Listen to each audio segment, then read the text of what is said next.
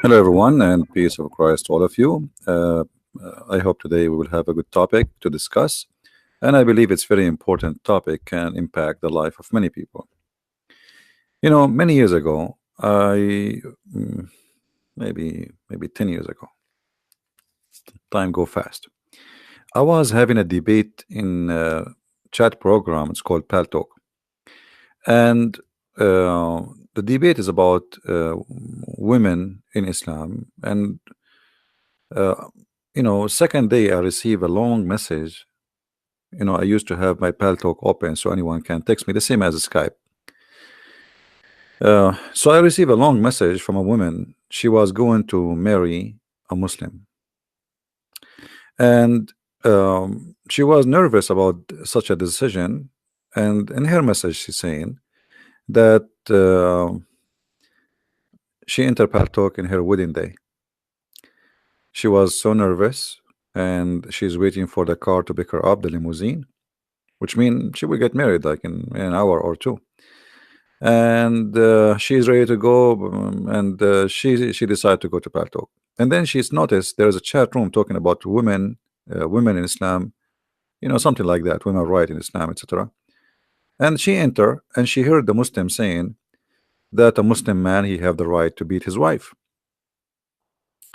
And we have like this Muslim, he was a little bit honest, so he was saying things kind of how it, like, I mean, the way it is, not a fabricator.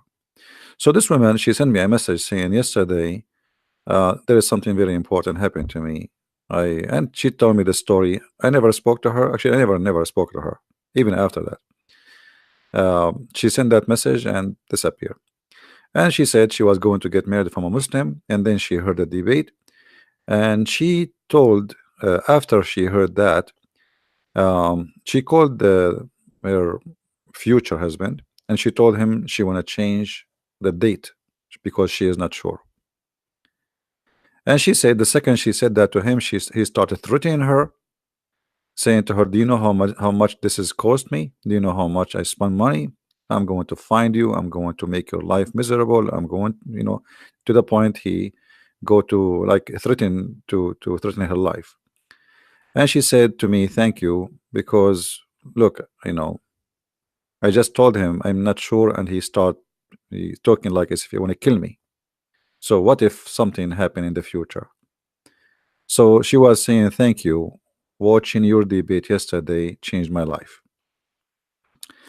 Now, many naive people, you know, they are driven by emotion. Emotion, like God, He created us with emotion, and emotion can be good, but emotion, it can be stupid if it is not wise.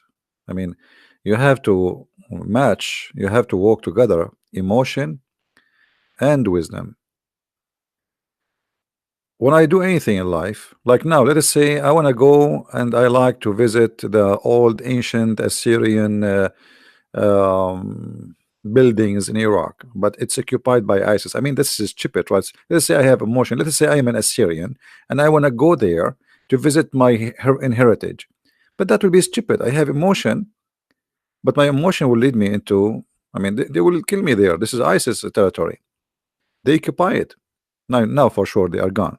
But I'm saying that you should not be a fool by emotion. You have always to think wisely, and not only with Mr. Muslim man, anyone. I mean, uh, it's good to be in love. No, nobody's saying love is good. Life without love is useless. But love, not to the point you are a fool. So now, what is the problem with marrying someone he is a Muslim? First of all, we as a Christians, and I don't know you guys, the one listening, how many of you is a Christian or not. But as a Christians, we cannot marry non-believer, and there's many verses in the Bible speaking about that in the Old Testament and the New Testament. So when you say I want to marry non-believer, when I say non-believer, I mean non-Christian. You are doing something against the command and the teaching and the wisdom of the Bible. Now for you, this is sin, this is not sin. I mean, if you don't care for the Bible anyway, I mean, why you think this is a problem? Then you can sleep around.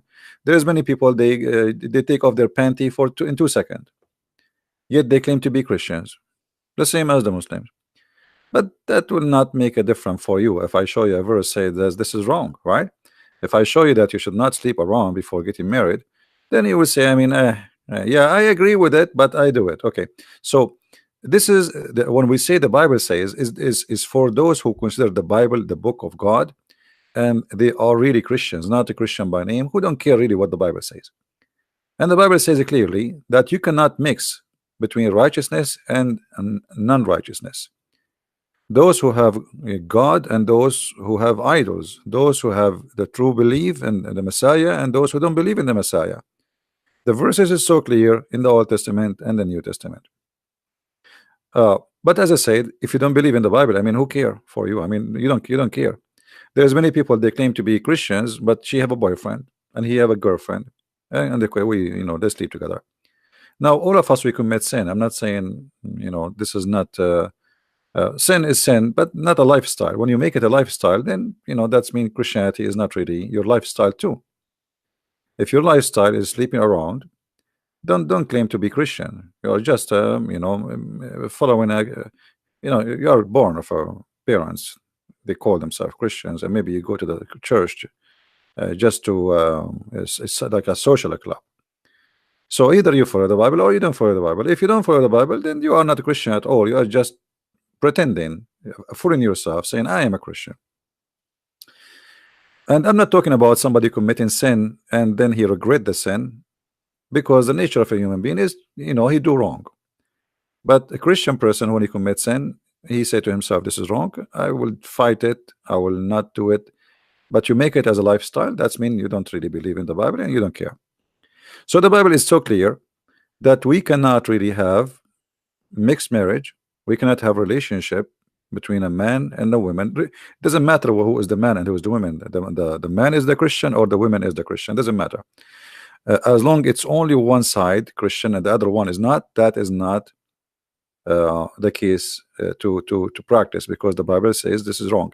Now why the Bible is wrong, I mean saying this is wrong, we will go into details, and I will try to explain even for those who don't believe in the Bible anyway, because there's many, maybe they are atheists and they don't believe in the Bible, so the Bible is not a problem for them to stop them from doing such a thing. You see, I made many videos before and I say don't marry from somebody from different culture. As an example, I am an Arab, and to make it simple, I have different culture. You like it, you don't? Well, I am born from the Middle East.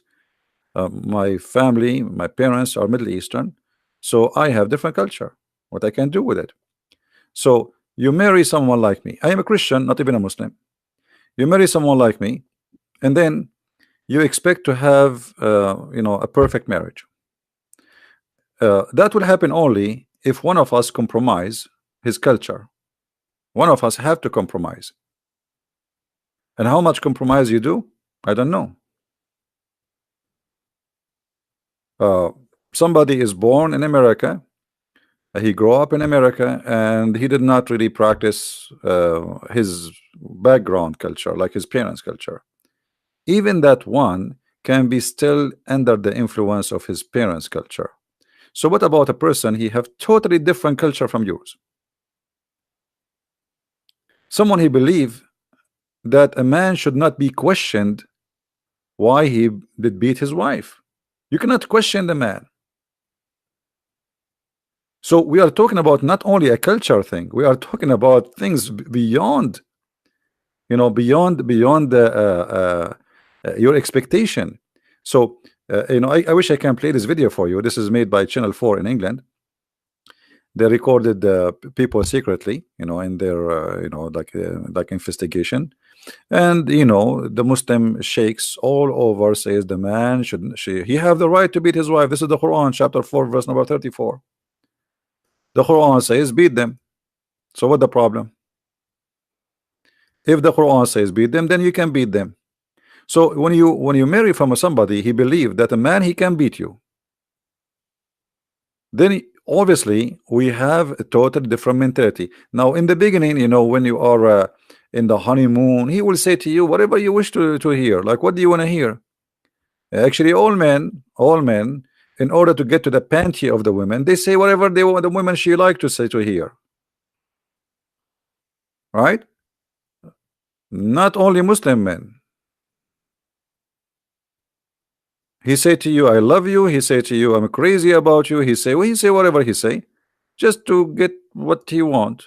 But then later the stories will be different. This is what the Muslims believe about women, and this is their holy scriptures. Holy scriptures, in case you do not know, mean that is no question about it. There's no compromise. This is holy for them. So the man is in charge, and by the way, in Christianity, the man in charge too of the house. That will not be the difference. But the difference is what a charge mean.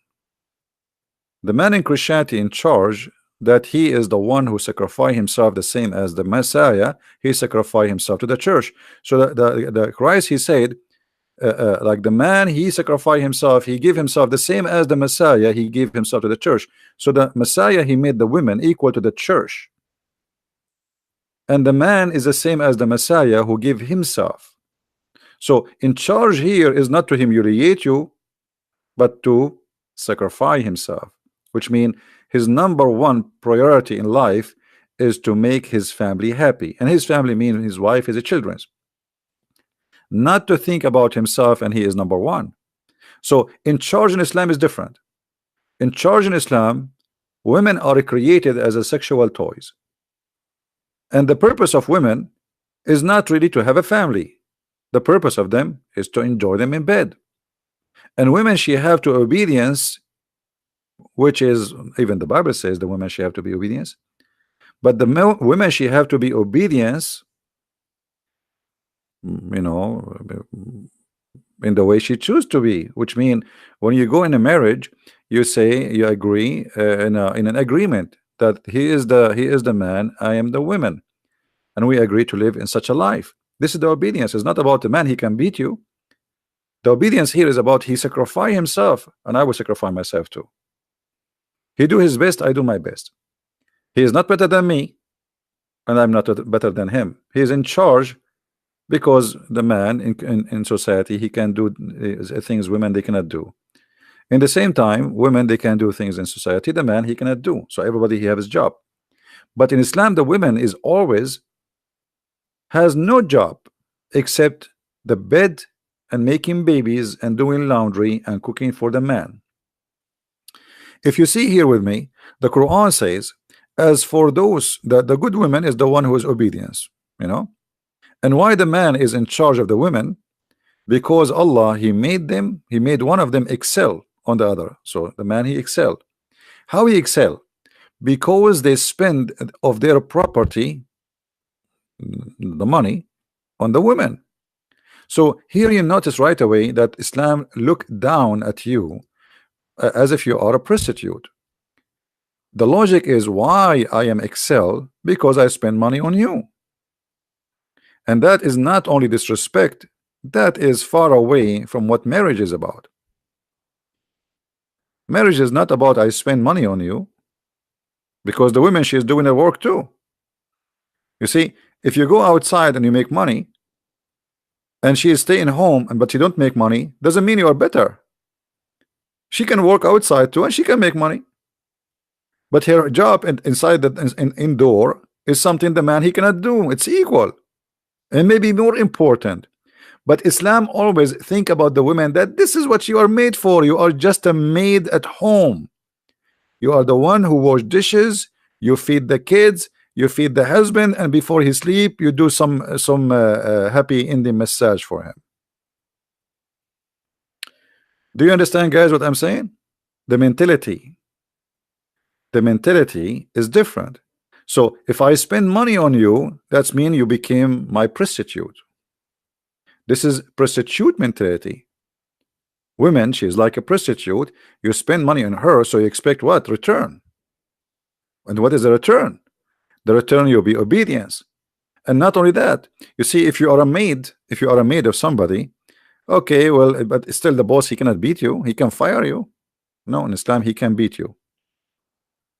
Our obedience guarding their secret as Allah He told them, and then as for those whom you fear rebellion, admonish them and banish them to bed the parts and discourage them. Here the translation, by the way, is very much big fat lie. In different translation, they say to you first and second, and there are things which is and some of them they say to you beat them lightly, which is absolutely stupid and doesn't make sense. And we know that it's not beaten lightly. You know, we know the hadith where Aisha, she said a woman, she came to Muhammad and her husband did beat her, like even her clothes became a greener than her skin became greener than her clothes. And Muhammad, he took the side of the man against the women, as you see here in the hadith. Now, Aisha herself, she affirmed that she never saw any women she is suffering as much as a believing women. Read carefully with me. The women, she came to Muhammad to complain because Muhammad is the ruler, and she said to Aisha, she saw Aisha, and then she was wearing a green veil, and Aisha, she said she saw her a spot in her skin from beating, caused by beating. And it was the habit of the ladies. Look how the Muslim mentality, the habit of the ladies to support each other, which means this is not right, but this is the habit of the ladies. You know, ladies are women, you know, ladies support each other, support each other. So when Allah apostle came, Aisha said, I have not seen any women suffering as much as a believing women. This is summarized for us the life of women in the time of Muhammad. They have no just life. She never saw any women between the Arab suffering as much as who? As a Muslim woman, which means Muslim women is the most of us who suffer. I mean, all of you speak English better than me, and I think the meaning is so clear, correct? So a believing woman, she suffer a lot. Suffer a lot from what? Beating. And if you read the whole story, Muhammad, he did not even ask the man why you did beat his wife. Not only that, Muhammad, he took his side, and the man, he did beat his wife because the women, she don't want to sleep with him. So Muhammad, he told her, you cannot do that, which means he took the side of the man. He's right, he had to beat you. And he told her, you have to sleep with him. So Islam promote rape, because if a woman, she is your wife, doesn't mean you can force her into sex. But Islam not only force you into sex, the man, he can use violence with you, beat you, or rape you. And this is why you see in YouTube someone like this idiot saying, teaching the truth about his religion, saying a man should not beat questions why he hit his wife. In another video, this Muslim cleric, you know, he's saying Allah honored wives by instating the punishment of beating. You see that you are honored. You are honored. This is not something bad. So if I want to honor you, I will beat you. Any women like that? Who here is a lady like to be honored? You know, we have a lot of honoring followers of Sharia law. They would love to honor you. All right. So Muslim women are lucky to be beaten. This is what this guy is saying. And this guy, he's saying, what's wrong with that? I mean, what's, you know? And not only that, in the video actually, that they were saying women, they like a harsh man. And they say, according to study, Muslim, they fabricate studies. According to studies in England, most of women, they are complaining that their husbands are very weak because they don't beat them. I mean, if you watch the video, you will die laughing. This is a study that women, they are complaining the men are not strong. What happened to them? They became weak. They are not beating us. I mean, the women, they are desperate. Like, why you don't beat us anymore? Like, hello, you don't want to be a man. The fact a man who beat a woman, he is not a man. You see, one of the signs of being a coward is beating someone is less strength than you. Doesn't matter who is he, even if it's a man. Like if you are 7 foot tall and then you go to someone he is 140 centimeter high, and then you want to show that how you are strong, that's mean you are a coward, even if he's a man. So what about beating men, women, and children? A man of honor, he will not do that. So look how they try to justify by fabricating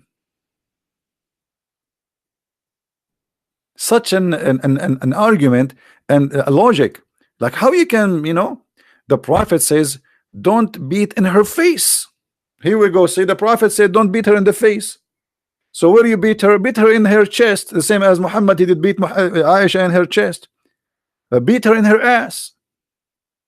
I mean, do you see how Islam honor you?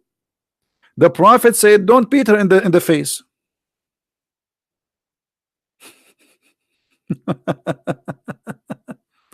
So imagine you want to marry someone believe in this, and then you are expecting, and then you see some people, they are making articles about I married a Muslim.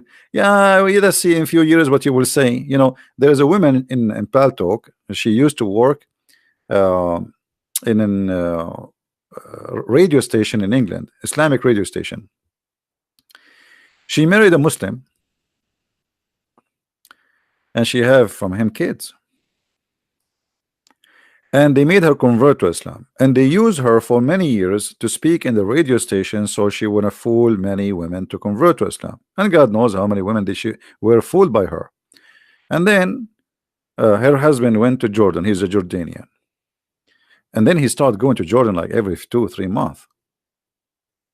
The husband don't work, the wife should work. She's the one who has the money.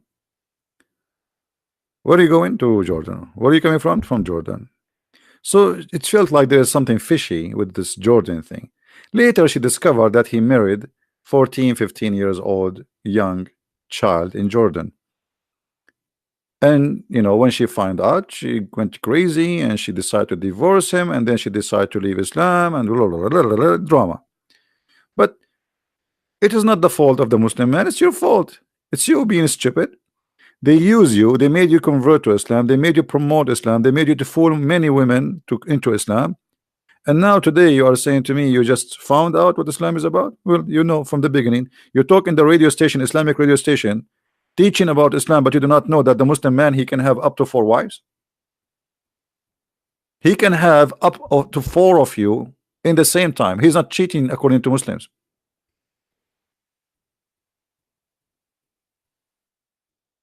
A Muslim, he do not need to cheat in order to sleep with someone else. Islam is religion teach cheating legally. If you do not do it in England, because Islam is not the law of England, he can do it still secretly without announcing the marriage. Actually, there's many Muslim men in Europe, they have 3-4 wives, and then they register them as a single mother, because then she can get the child support. There's no father support. The government will pay, which means the Muslim will have 60 kids, and you, from your tax, you will pay for his kids. There's actually a report on YouTube about a guy, he have many wives in Australia. He lived in Australia all his life for more than 20 years. He never worked for a day, not even a day. The women, the Muslim women, they get a child support for his children from the government. Everything is for free, their food, their apartment, their rent, because they are not registered as wife legally. But for them in Islam, it's okay, because for them at the end of the day, the law of the government is not their law, it is a Sharia law. So Sharia law saying that they are his wives, they married in the mosque, so legally he can sleep with them according to Islam. And the government, they have to pay for the children, because the woman, she said, I do not know who is the father. I do not know who is the father. So when you wanna, when you talk about I wanna marry, first of all, shouldn't you ask yourself what the word marriage mean? Like you see, guys, here, even in translation, look what the Muslim they say to us. It says here, if you cannot be fair with the orphan, and then they translate saying marry. In Arabic doesn't say marry. There's nowhere in the verse it says marry. It says fankihu. The word inkahu mean F them. F them. And look, what the verse saying. I want people to analyze carefully with me. If women who they are seem good to you, okay, by spending from your property, and but what kind of what exactly is that? Like marry a woman, you love her? No, no, no. There's no marriage here. It's just a if in them. If a woman, you think she is good for you, which means she is beautiful, she is whatever. And then look what the Quran says. What kind of women? How many women we can have? It says starting from 2. So if 2 or 3 or 4. If you cannot if 2 or 3 or 4, then you can if 1. And here justice, by the way, is not about being just, it's about being you can afford it. So why in Islam? I will answer you, Kenneth. Why in Islam it says go and if 2 and 3 and 4? Like is it the standard to start with 2? Yes, Islam prefer you to have 2 and 3 and 4, but only it is not likable to have 1. Only the one who cannot afford it, then okay, go for 1. But a good Muslim who is following Allah, he should start with 2 and 3 and 4, because Muhammad, he said he wanna increase the number of Muslims. So marriage here does not exist. This is a sex contract. Now I will go back to the verse. I want to see the question. What if one Christian married to a Muslim woman, then later they have a child is a Christian, later the Muslim women convert to Christianity? My friend, you are describing for me a beautiful story. Most likely is not going to happen. So you are guessing maybe this will happen. What if this is not happen? What is the opposite? What if the woman, she was able to make you and your children Muslims?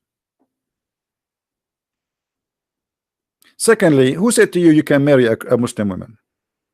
If you marry a Muslim woman, her family, they will do honor killing. Maybe you do not know that, right? Because it's forbidden in Islam to marry a Muslim woman. And here you need to ask yourself, why in Islam a man, he can marry Christian women, but a Muslim woman, she cannot marry a Christian man? Because the law is that the children, they belong to their father. So Islam allow, just for the sake of increasing the number of Muslim, allow the Muslim man to have a non-Muslim woman in his bed, but not because he will love her, but because to increase. Otherwise, why a Muslim woman, she cannot marry a Christian man or a Hindu man? She cannot. You see, if you search in Google, Tunisia just left the ban of marrying non-Muslims, but this is the only country in the Middle East did that, because they are trying to they are under the influence of many European many Tunisians, they live in Europe. So now they decide that this is not right. I mean, so, but this is against Islam. There's many Islamic countries, they made a threat against Tunis. Actually, they threat them, they will they boycott them, they will not buy product from them, just because they decide to allow a Tunisian woman to marry non-Muslim. Why a Muslim woman is not allowed to marry non-Muslim? This is Islam Online. You can search on the internet. So the point of marriage here, obviously, there is something fishy. I can marry from you as a man, but you cannot marry. I can marry your sister, but you cannot marry my sister. Why? Oh, because you are a filthy pig, and then if you marry my sister, you will make her kids Christians. I'm a Muslim, I will marry your sister, and I will make her kids good, which is the Muslims, right? So this is the logic. They are not marrying really. It's just it's a agenda. It's an agenda to promote the number of the Muslims. So you will be naive if you think, okay, well, I'm going to marry a Muslim woman, and then the kids will be. It might be the opposite. Actually, most of the time, it's going to be the opposite, because Muslims are very well trained to attack Christianity, and everything in Islam is based on attacking Christianity. So this woman or the man you marry, he is already full of it. All his life he is hearing articles, the Quran, the Christians are bad, the Christians are actually, and here by the way you will see the hypocrisy of the cult of Islam. How in Islam it says you cannot take a Christians and Jews as a friends, and then in Islam it says, you know, okay, you can marry from them. For the sake of promoting the numbers, they are willing to do so, right? If a Muslim cannot take you as a friend, that means your husband cannot take you as a friend. Let us say you are a Christian woman and you want to marry a Muslim, and you know obviously you are not really too much of a Christian woman because you don't care for the Bible. For the Bible says it clearly, you know, you can go to Corinthians, you will see clearly it says you cannot do that. Oh, you believe, take not the Jews and the Christians for friends. They are friends one to another, and he among you who take them as a friend, he is one of them. He is a wrongdoer, he is an evil. Okay, so now the man, he want to marry you, but he cannot take you as a friend. Guys, are you listening? Did you notice something wrong here? Did you notice something wrong? He is willing to marry you, but Quran forbid him from taking you as a friend. So what are you? You are you're a sex partner. Islam does not promote marriage. You see, this is why the Quran did not use the word marriage. Let me find you, because some Muslim, they will say, oh no, the word inkahu, it means marriage. Absolutely false. Let me show you the reference.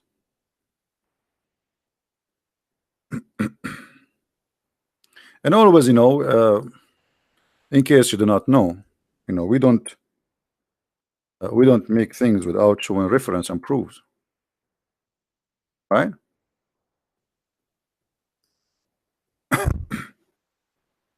Otherwise, talk is cheap, right? Anyone can talk, and talk is cheap. We don't do Islamic method of argument where talk is cheap and they say whatever, and they debate themselves and they win the argument because nobody is answering them, getting them busted. So let us see what the word nikah mean. All right, where we can find the word nikah?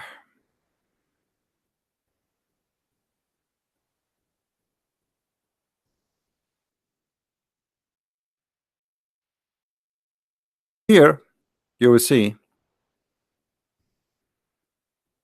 what the word nikah mean. Guys, is it clear? Is the screen clear for you? Can you read the text? Let me try to zoom in more. Nikah literally means sexual intercourse. This is who saying that? This is not a Christian prince. This is their Islamic website. This is alislam.org, official Islamic website.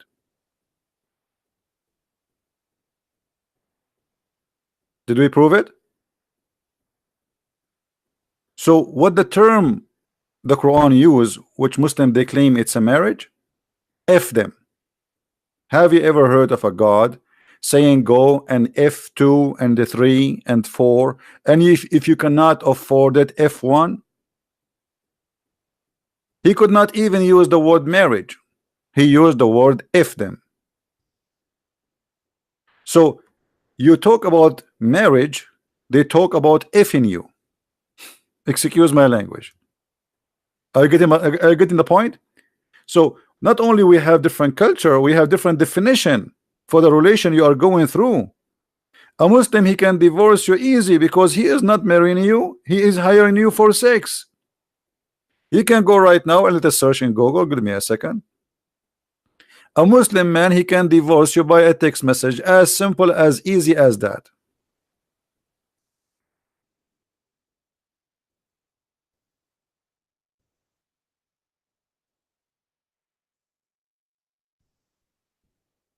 Why it's so easy? Because you are not a wife, you are just a woman in the bed.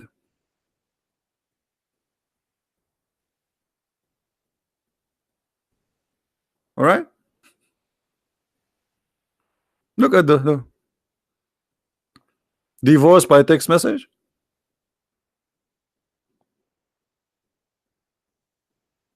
This is serious. This, you know, so if you want to be a fool and you think you are marrying a Muslim, you're not marrying a Muslim. You're marrying a text message. This is how you important for the man, to the point, okay, I'm driving my car, okay, you are divorced, all right, nice to meet you, now take off your panties and get out of my home. And by the way, in Islam you don't get 50% of the inheritance or his money, you get nothing, you get only what is written in the contract. I remember when I was in school, a guy, his name is Muhammad, he's a Bedouin. He was upset. Well, we were like very young, like a teenage. So I said to him, what's wrong? He said, the idiot, my father, he divorced my mother. So, well, I'm sorry. Well, what happened? He said, well, what happened? He kept marrying younger. Each one of them, she get older, and then he replaced her as much as soon he saved some money, he get a new wife. That's what they do. And look what happened when he married this woman long time ago. They wrote in the contract, let us say I will transform the money into the dollar, okay, I will give you $50,000, but this is when he married her 20 years ago, right? And 20 years ago the $50 million is like $5 million.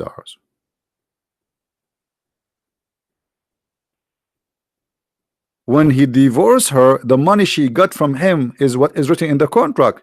He said it's not enough to buy a TV, which means it's not even equal to a $100. Imagine. So she spent most of her life washing his underwears, taking care of his family, and now she have to leave with less than $100 in her pocket.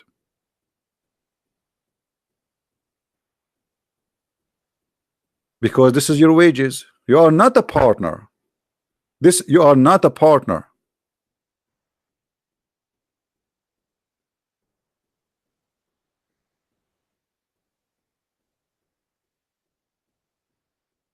So if you think you are getting into marriage, I say to you, sorry, you are being a foolish person. This is not a marriage. Can a divorce occur by text message?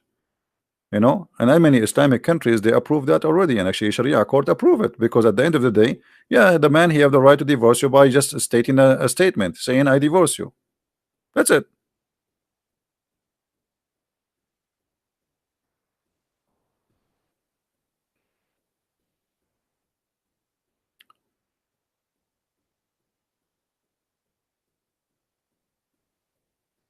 Be serious, guys, in the text, please. What we are talking about is serious, but maybe some of you is taking it as a joke. There's many people, their life can be changed and can be switched upside down by such a mistake they do in their life. In the beginning, the man, who would be nice, any man, I mean any woman, any man, in the beginning, the relationship, he love her, he's so crazy about her, she is so crazy about him.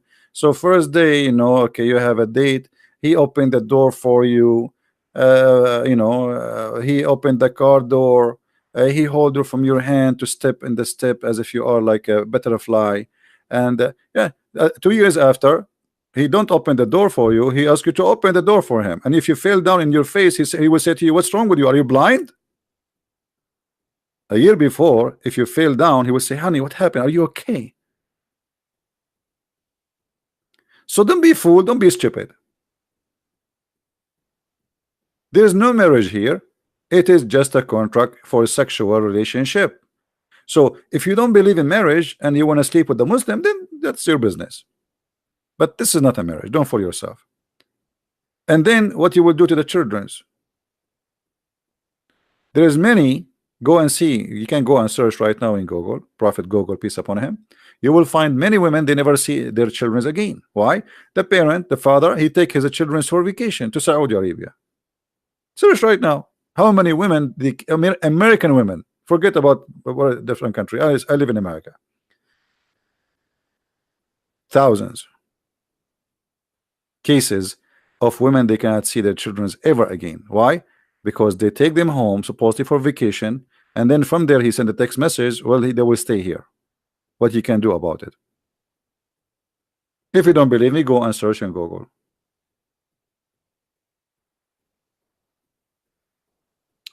Yeah, you know, Muslim and Muhammad himself, he did that.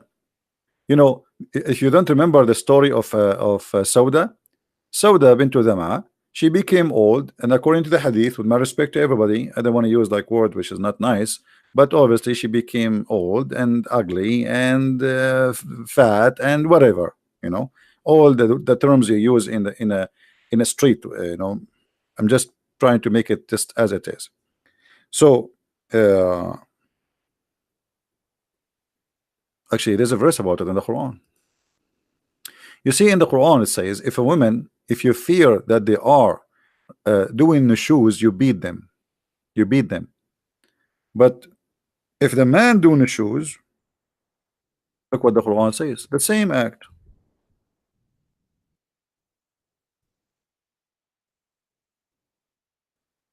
The word the shoes appear in the Quran in 2 verses in chapter 4.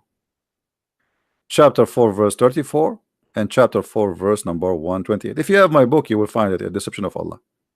So if a woman she doing the shoes, her husband, he can stop sleeping with her, and this is exactly what he did with Sauda. And Aisha convinced him that don't divorce her, let her give me her day, because Muhammad he have to give a day for every wife. He have 13 wives and hundreds of sex slaves.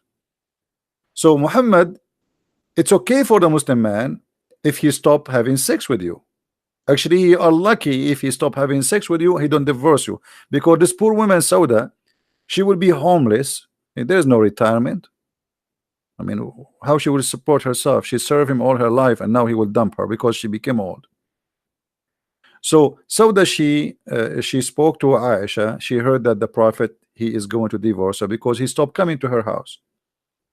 So Aisha, because she's smart, she said to Muhammad, don't divorce her. I mean, what you will lose? Make an agreement with her that she agree to give you the day which you used to give to her to me. So I will have 2 days. 2 days mean more money, because all the gifts they come to Aisha. If you remember the story where all the wives of Muhammad, they were fighting over the gifts. The gifts they come to the house of the Prophet wherever he is. So if the Prophet visiting Aisha, the gift will go to the house of Aisha. If Muhammad visiting Hafsa, but then Aisha, she threat all the people that, you know what, if you want the gift is a bribe, is not really a gift. If you want what you're asking for to have to come true, then you better to send it to my house, because I am the one who have influence on him, who can make him agree to do what you ask for, because the gift is a bribe.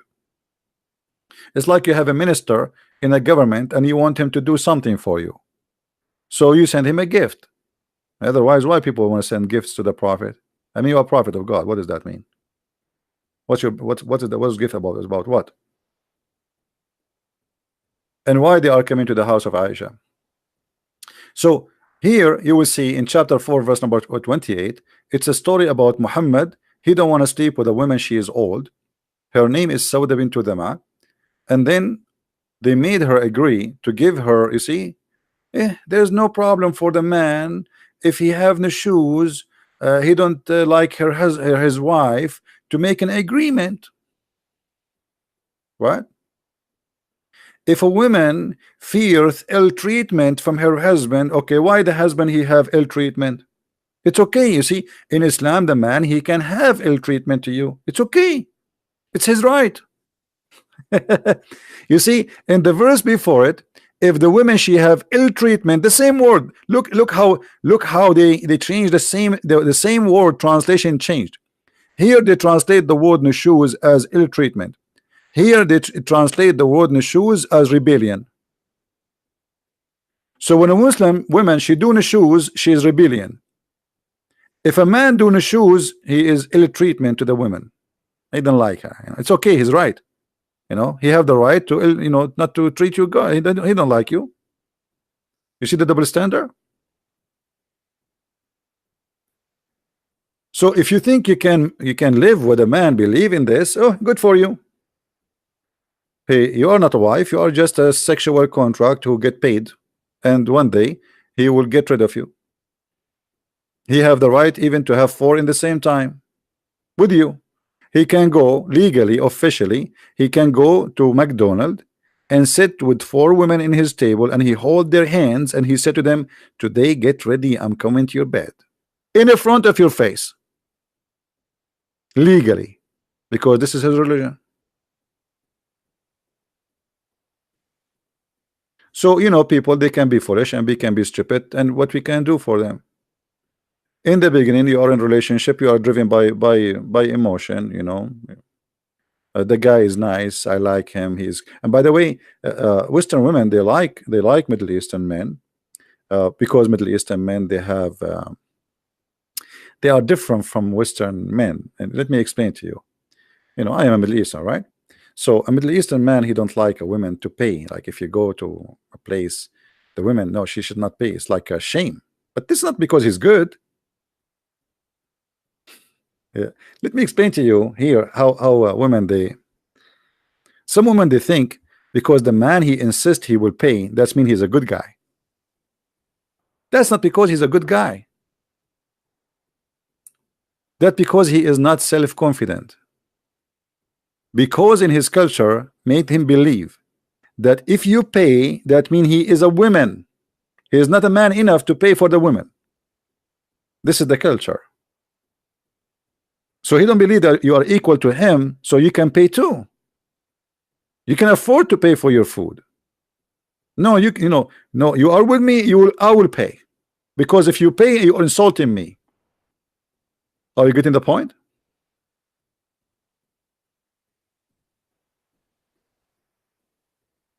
Do you guys understand me? It's not because he is he's better than a Western man. No, because he look at you down. You are under his this is what you see. This is why the verse there, it says, why the man, he is in charge. Do you remember, guys? Why the man is in charge? Who remember the verse? Why? Because they spend of their property.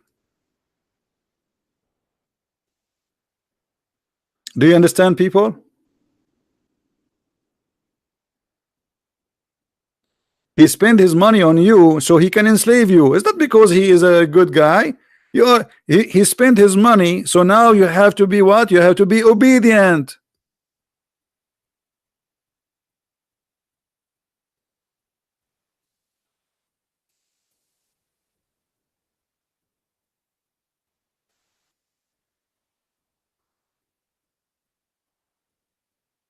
And I'm talking about my own culture. I'm coming from there.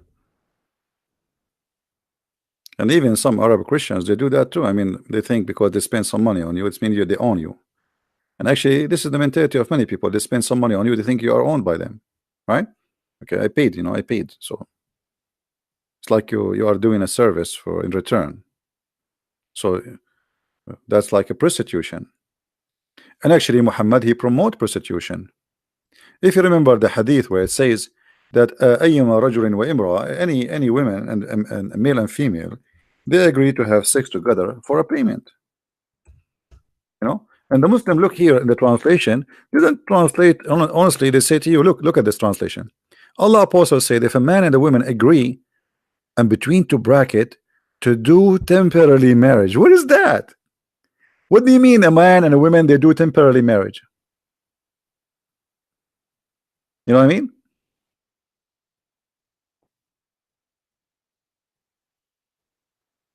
Have you ever heard of a cult like this?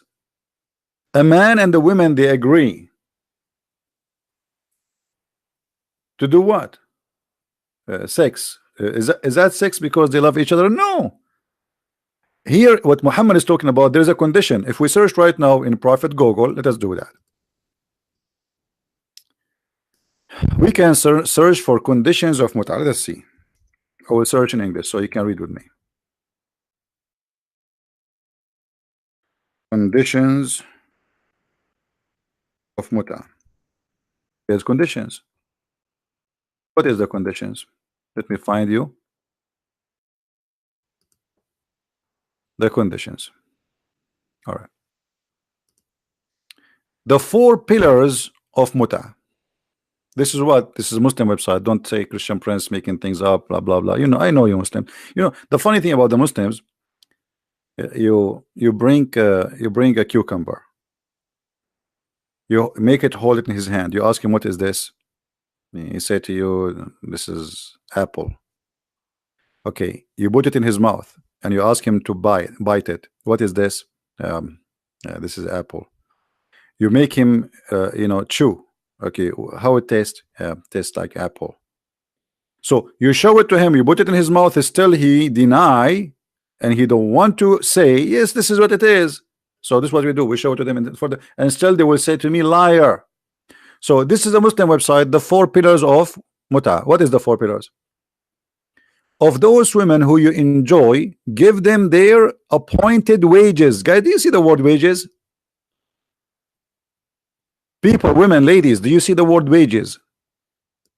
Okay, here we have an opportunity for you ladies who want to make some money.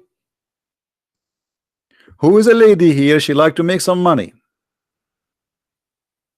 So number 1 pillar, chapter 4, verse number 24, they have to get paid. It's wages. Okay, get paid for what? In the same verse it says, they see, they did not post the whole verse. It says, for you enjoy it.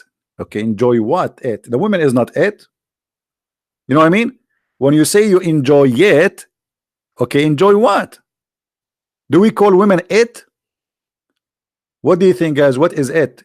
That it goes to what? Her vagina. For you enjoy it, you pay her wages. Let us go to Quran chapter 4. You see here they post for us little part of the verse, not the whole part. Let us go to chapter 4, verse number 24.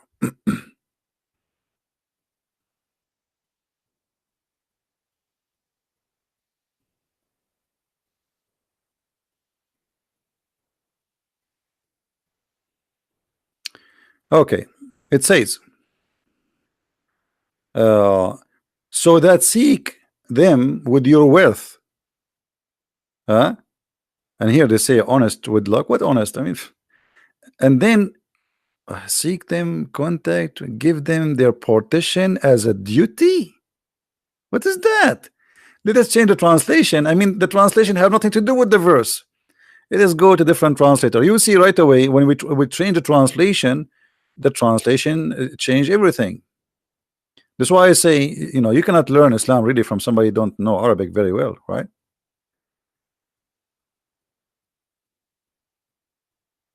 Yeah, the word for marriage is zawaj, zawaj.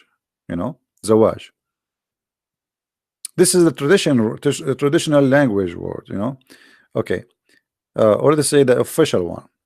And here you will see, okay, seek marriage by money, bridal money given by the husband to the wife in the time of the marriage. That's not true. And look, from your property, desiring chastity, not committing illegal sexual intercourse. So those of whom you enjoyed sexual relationship, give them their wages. So you see here they try to fabricate the translation, but we get the point. So when your money is due, when the money is due to the women, here it says in Arabic, for you enjoy it, enjoy her vagina. Here in the translation they translate it as what? You enjoy their sexual relationship, because they're trying to hide the ugliness. Enjoy it, it goes to enjoy their vagina. So because you enjoy their vagina, you have to pay them. This is why a Muslim man, if he marry a woman temporarily or not temporarily, he don't enjoy it, he don't pay. Do you know? Let us say, because okay, I have a contract with the woman. She's supposed to have a contract, sexual contract of being my wife, but she did not go to the bed. Then I don't have to pay. So the due is due only after she take off her panty, and then we enjoy it, and then she can get paid. Now we go back to the Muslim website. So here the first pillar, that you have to give them their appointed wages because you enjoy it. And now look, guys, read carefully with me. I'm not the one who's saying that. I'm not the one saying that. This is more in the front of you. All right.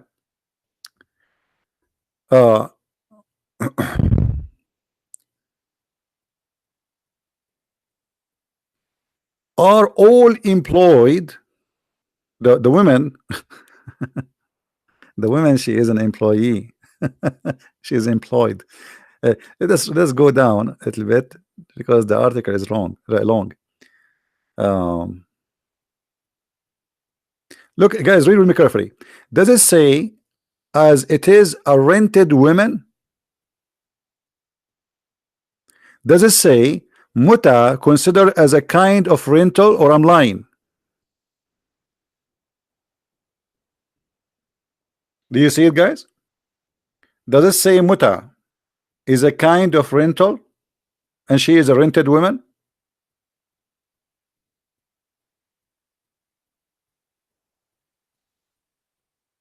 Who is a Muslim want to say something to us? Who is a Muslim want to say something to us? Rented women? So you want to marry a man, he believe that you are rented women? If you tell me that your husband, he don't believe, so why you call him a Muslim then? Why he claim that he's a Muslim? Why he call himself a Muslim? Okay, call yourself Hindu. Say I'm an atheist. The second you call him a Muslim, this is his belief. So stop being stupid. Rented women. You are not a wife in Islam, you are rented women. I hope those who make videos, I mean, out of my videos, they can cut the videos and make it short and, like, you know, cut this part and show everybody. And maybe I should make a short video about this topic, rented women. Maybe tomorrow I will make a video about rented women. So where is the marriage? Where is the, you see, marriage in Christianity is a holy relationship. Marriage in Islam does not exist. You are a rented woman and you get paid for what you are rented for. That's why the man, he can text you a message and he divorce you because you are just an employee.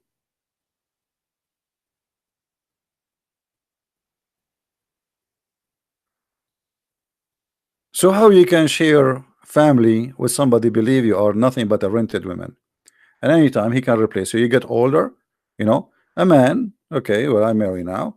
You see, a man, he can he marry you when you were 20, you're young, beautiful, etc. And then after a few years you gave birth, and then your body changed and etc. And then he find a new rental woman. That's it. The only reason for a Muslim man to stay with a one woman if he cannot afford it. That's what the Quran say, not me. Correct?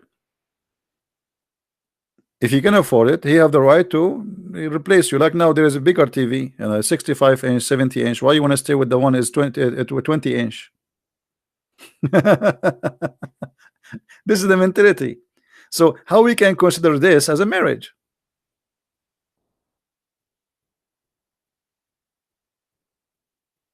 What you will do if you are married to a Muslim, you think you are married, and the guy, he decide to invite three girls he just married, and he want to have sex with them in your house. What you can do about it? Nothing. Nothing. What you call the police? They would do. Even if you call the police to say my husband is beating me and he's raping me, they will go and take his side. Do you know in the Middle East that if a woman, she leave the house of the husband without his permission, the man, he can call the police and you will become wanted in the whole country? You will stop in any checkpoint, any airport, and they will put the cups in your hands and they will bring you home like a goat. This is called Baytut Ta'a, which means the house of obedience law. The house of obedience. The man, he can arrest you. He called the police. My wife, she left me. Okay, the police right away, they will make a report. What's her name? Give us her information, and then she will become wanted as if she is really a big fat criminal. And the second you get arrested, they will take you like a goat, and you will be humiliated in the front of the public because everybody will disrespect you because you're a bad woman. You're disgusting. It doesn't matter if your husband beat you or whatever he is doing. Still, you have to obey and you have to stay. So I don't know. I mean, if what I can show you tons of things. I mean, you can search and search. But don't be fooled by a woman. She say to you, I married a Muslim man, he's a nice guy, and okay, let us see after a few years. Let us see. Let us see for how long this nice guy will be there. Hmm?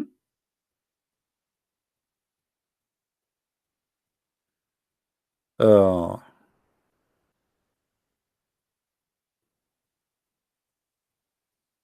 and then, by the way, here they continue explaining the formula. The formula. There's a formula. What the formula? You have to make a declaration. Since it is a contract, guys, do you see the word contract? Did I say to you there is no marriage? It's a contract. Did I say contract? It's a contract. What is contract? Contract for sex. Rent. She's rented women. You know, we did not make it. It's in front of you. Huh? She is rental. I mean, even the words they use is really beyond imagination. Like rental. Muta considered as a kind of rental. I mean, what kind of a cult this cult is? And now you have to make a declaration for the rental. You rented this woman. You should tell, okay, I rent you. So the woman, she says, okay, I agree to rent me.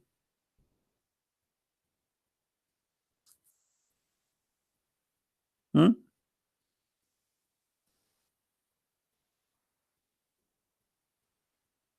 Yeah, they say to me, you're a liar.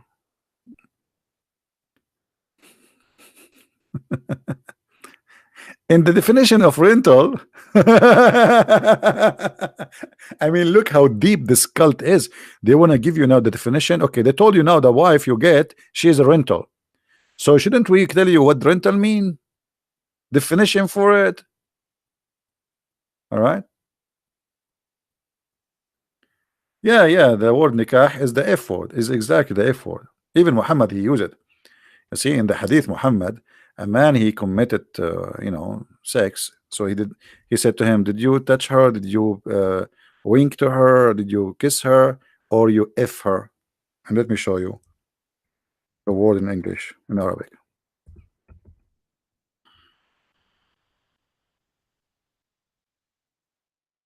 All right, here we go. This is the word in Arabic as it is in the screen. Did you F her? If you go and read the translation in the English, they don't say, did you F her? They translate as, did you have sexual intercourse? But he did not say, did you have sexual intercourse? This is the word F. Ask any Arab guy. Did you F her?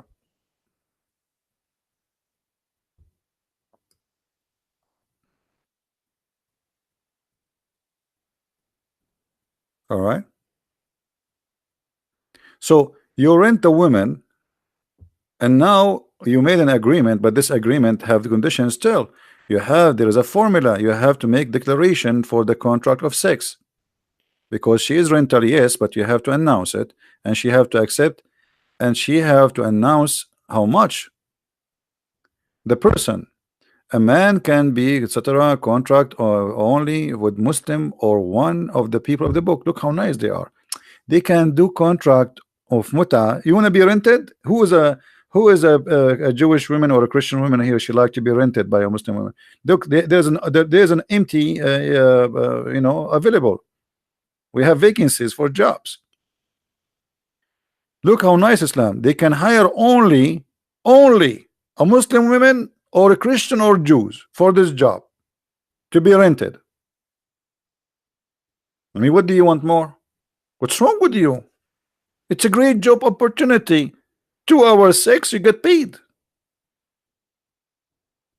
And by the way, there's no need for divorce. Before the man he put his pant on, the divorce is initiated, because in this contract you have to say for how long. This is what they are coming, like here they say the person, and then you will see they say to you the timing. You see the time period, you see the mudda, the time period, which means you have to agree, both of you, for how long. So if you agree, like let's say you are going in the elevator, and you are a male and she is a female, and you both of you are Muslims, and you like her, she is beautiful, you can do muta.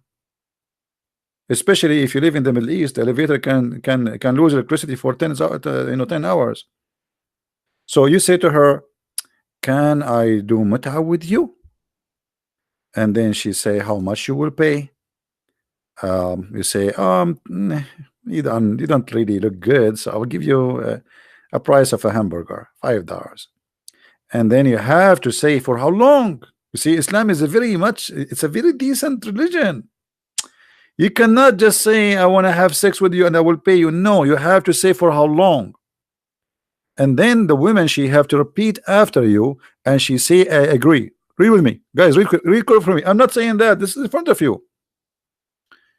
Imam was once asked if it's possible to conclude a contract of muta for 1 or 2 hours.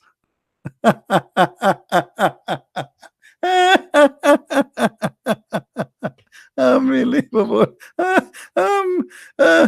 Okay, 1 or 2 hours, and they call it marriage.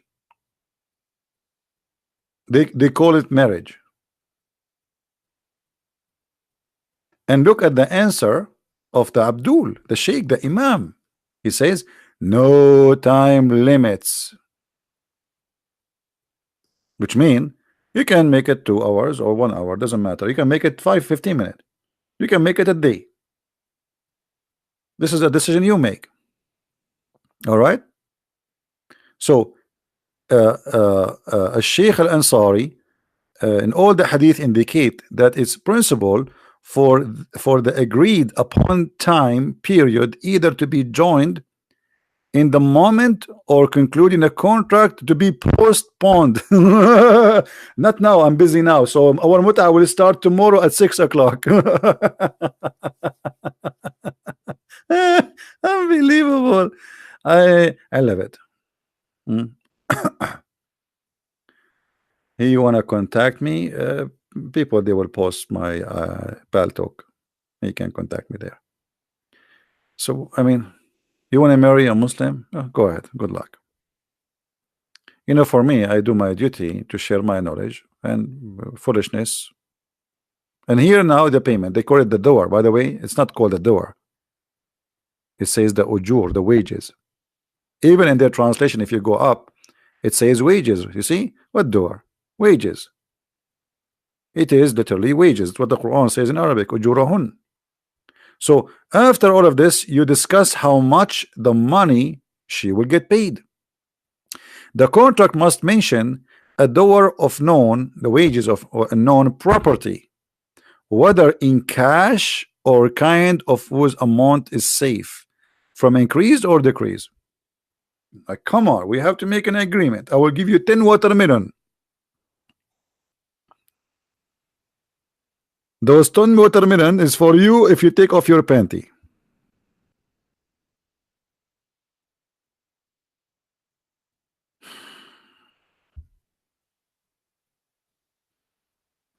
So to make it simple, when you want to have a relationship, you have first to find someone you have the same definition for life around you. Definition, very simple. I mean, when we say this is right and this is wrong, what is right for him is very wrong for you. So how you can marry this man? Are you getting my point? In order to have a relationship, to live together, even if you are a believer or not believer, this is your business. Maybe you're an atheist, but living with somebody, you have to reach an agreement. In the beginning, a Muslim man, he will say whatever you want. Oh, don't worry, I am very open-minded. You can wear a short skirt. And slowly, he start putting pressure on you, but being aggressive on you, showing you he don't like what you are doing, so he will force you to change the way you dress. And after that, he will ask you to change the way you talk. And after that, he will ask you to convert to Islam.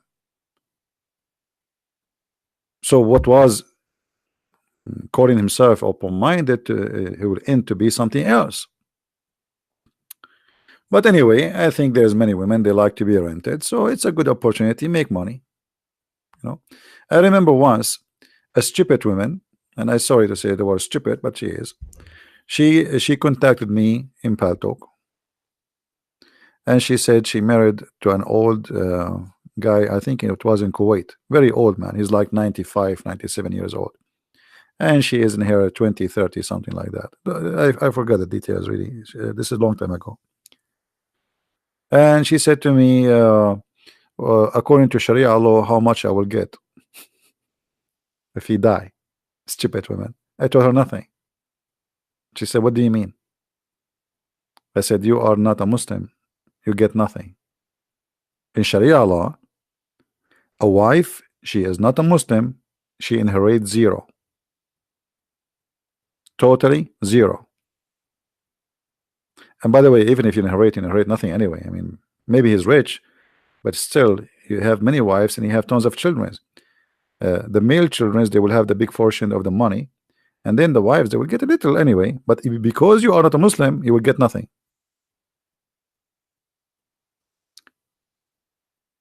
Zero. A non-believer cannot inherit a believer. That is an Islamic law.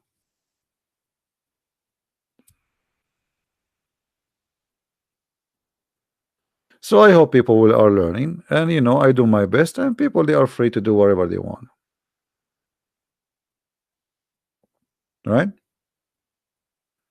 You see, always when you talk about marriage, you have, like, maybe I should make a different video. Maybe I should finish this one and start a new one. You see, the problem is most of men and women, they are not mature. I will try to explain to you with my limited English, because this is a very deep topic, and sometimes, a lot of time actually, I find I mean, I want to say things, but I don't know how to express it because my English is not really too much helping me. Maturity is not about you look like a male and you have a male private part and you can have orgasm. And same for the women. Maturity is not about you having breast and but a human being is very silly and very shallow. So they go, usually people, they meet maybe in nightclub or a place, and the guy is cool, he gave her a drink, and he is funny and he is cute, and then next we go to the bed, and even I did not ask him his name yet, and then supposedly they have a relationship. I mean, this is the most stupid thing often happen between people. So you meet a man, and then supposedly suddenly you say, you know what, I cannot really live without you. We want to get married. But still you know nothing about this person. He know nothing about you, because all the interest in the beginning, it's about having fun. What it's called relationship, like friends with benefit, and then the friend with benefit become marriage. But you do not know him yet, because you never have a serious discussion, you never have serious topic, you never have serious life. You have fun life. We go to the club, we go to the dinner, we go to the picnic, we go, and Fred is inviting her here and there, so it's fun to be together. But this is the fun part. And then when you get involved with real life, then you notice that this person you get married from is not what you think. He's far away from your dreams. But he was the same as before, but because you were a fool and you never asked a serious question before, you were busy asking him what music you like, which actor you like. I mean, all of you know what I'm talking about, right? Silly questions. I mean, what that will make a difference? I mean, what? So they ask all kind of stupid questions, but they never go deep to inspire the personality of this person. What is your favorite wine? I like that wine. I mean, what a conversation. Supposedly now this is a deep conversation. So when you are shallow, you get a shallow marriage, and you get a shallow relationship, because it was shallow, it will stay shallow, will end shallow. And shallow is very simple to be destroyed. When little wind come, you have no roots. The wind will unblock your plant so easy. I don't know if what I said is clear or not. Red Rabbit saying, can God die? CP. Yeah, Red Rabbit, this is stupid of you, and this is very normal from a Muslim to be like that, because When you say to me, can God die? You are saying that God, he is God if he did not die. Correct, guys? Is that correct? Let's go move to this Abdul. Let me teach you how to get Abdul busted. You see, I never saw those people. They have low IQ. The second you say to me, can God die? You just said Jesus is God, and I will tell you why, Abdul. In your religion, Jesus did not die. So I want to ask you, why Jesus did not die? I'm using your logic. So in Islam, Jesus then must be God because he did not die. After 2000 years of Christ was exist in Israel, you Muslims believe he's alive. So this is how shallow they are, and we are talking about shallow. You know, one of the things I fear in my life is stupidity. I don't know, I feel myself sometimes I want to vomit. I cannot imagine myself with somebody is stupid. Actually, maybe this is why I'm still not married. I fear stupidity. Because you see, there's something happening around you, something broke, you can fix it, you can change it. But what you can do with a wife or a husband, he's stupid. Look at this guy. Imagine you marry this guy.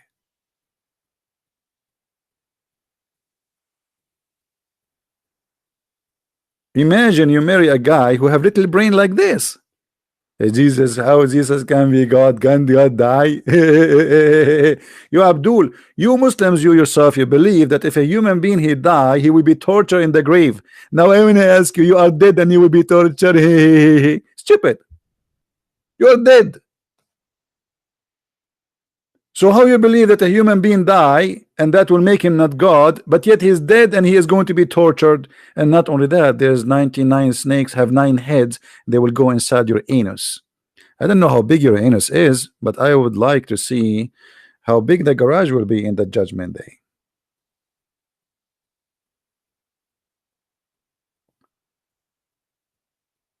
And this is one of the reasons Muslims don't dare to debate me, because they are no match. They are shallow in their knowledge, shallow in their thinking, and shallow in their the way they present even their case, right?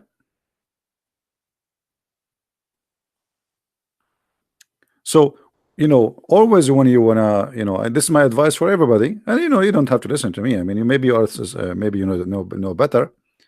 I'm not here to tell you what to do. I'm just sharing my opinion, that don't be shallow when you meet somebody. Otherwise, you will have a shallow relationship. Even if he is a man of God, even if he's a Christian, so what? You have to go deep. You have to, ask serious questions about serious matters. Even speak about politics. Even speak about issues happening in real life. Don't waste your time talking about the music and serious stuff. And I mean that will not take you anywhere. You have to really to see how much you both, how much deep you are, and how much you are in agreement or disagreement, and what is the biggest disagreement between you and how serious it is. Same as what is the biggest agreement between you and how serious it is. Right?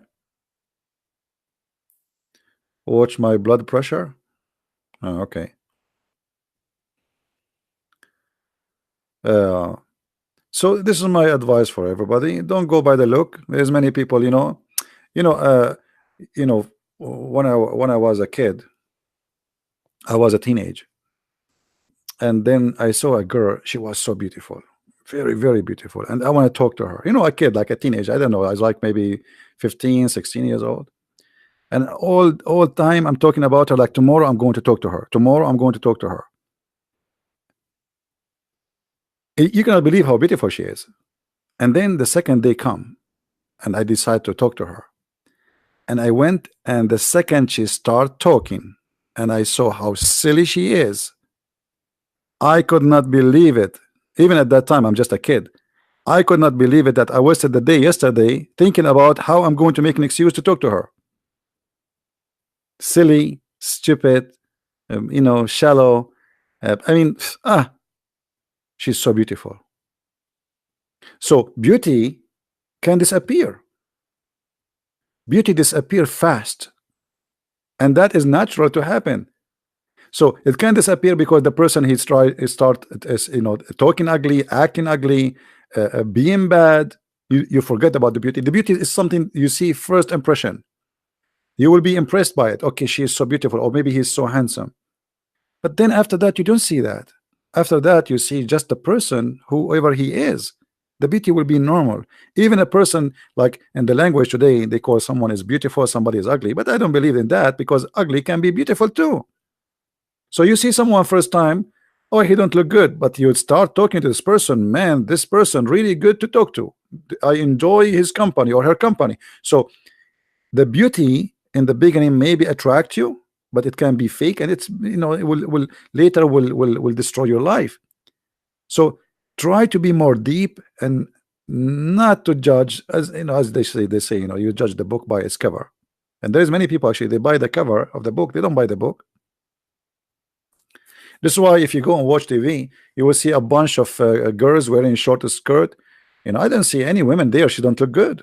I mean, look at them. Open Fox News. What is that? It's like a show in the morning.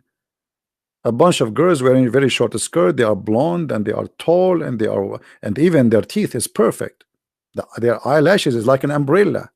Their hair is wow. I mean, and their smile is there even before there's a joke. Fake smile, fake face, fake, because people, they learn to be fake. They like to see something fake. We used to this culture. Fake is appealing, right? Fake is appealing. And by the way, maybe if you stay, like if you talk to me in person, you will not like what I talk, because I'm a serious person. And I can be very funny too, but still you will not like, because it put too much pressure on you. Because even my joke is going to turn to be something will make you think, and thinking is very, I mean, it's not good for many people. Why I want to think? I mean, thinking? Why I want to think? Right? And sometime foolish person, foolish man, they will be perfect with foolish women. Try to find your match. But the problem then, foolish man, foolish wife, we will have foolish family. That will be a disaster. All right. Anyway, you got to give people chance. You cannot automatically assume. No, I'm not. I'm not. Did you guys? So this is what you understand from me, Mika? This is what you understand from my speech? Okay, let me tell you what, Mika, you did. There's a Saudi guy. He went to a class about philosophy. An Arab guy like me, and we are Arab. We are very good in philosophy. We are the one who made philosophy, actually. Just joking. So the guy, he went to the class to learn about philosophy, logic. The class that day, it was about logic. So the Arab guy, like me, let us say it's me, so nobody will feel offended, said to the teacher, what is logic? The teacher said, well, logic is to know something from something. The guy, he said, I don't understand. What does that mean? He said, well, I will ask you a question now, and from that question we will see how we can find more information about you. I said, okay, that's interesting. So the teacher said to the man, to the student, do you have chain in your home? Chain. The guy, he said yes. He said, now as long you have a chain, that's mean you have a dog. The guy, he looked at the teacher like, wow, yeah, true, I have a dog. How you know? He said, as long you have a dog, that's mean you have a big yard, you have a garden. He said, this is true. Yes. He said, as long you have a chain, you have a dog, you have a yard and garden, that's mean you have a nice house, big house. He said, yeah. He said, as long you have a dog, you have a chain, you have a yard, you have a big house, that house need a lot of care, and that's mean your mother, she is a very good woman taking care of the house, such a big house like this. The guy was like, wow. And now what he learned, that because of the chain, he was able to learn that his mother is a good woman. Logic. So now this guy, he want to practice the logic which he'll just learn from the teacher. So a good woman, according to the logic, can be known if you have a chain or not. So he went in the street, he said to a guy, first one he met, hey, do you have a chain? Do you have a chain? The guy, he said no. He said, okay, your mother is a whore. Because his mother, she don't have a chain. This is what he learned from the logic. And this is what you did make in Mecca. From all the speech I made, you come to the conclusion that I was talking about the chain, and the one who don't have a chain is a... Take it easy. Change your drink.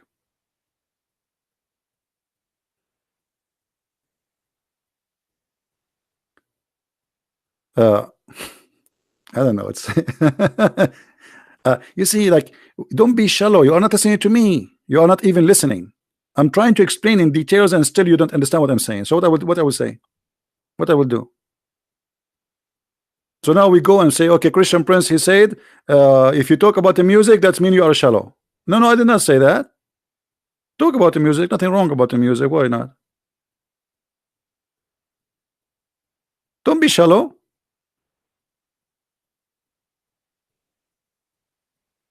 We are saying you have to dig deep and try to understand the personality of the person. Ask about something serious. Speak about divorce. Speak about children. Speak about how family can work, and try to see really a serious opinion, not just trying to say something in front of you. Talk about a person who have a problem. Let's see what this opinion of this guy about this problem, how he will solve it if he was in that case, and then you will know what he would do with you if both of you became in such a situation. Right?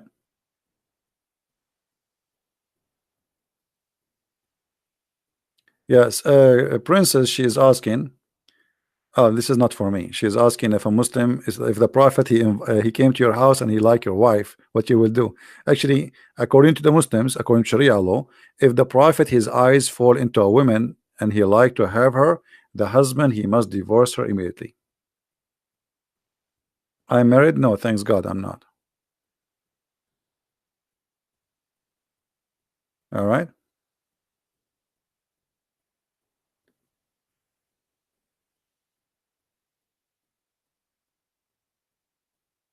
Jesus is a messenger before Abraham was.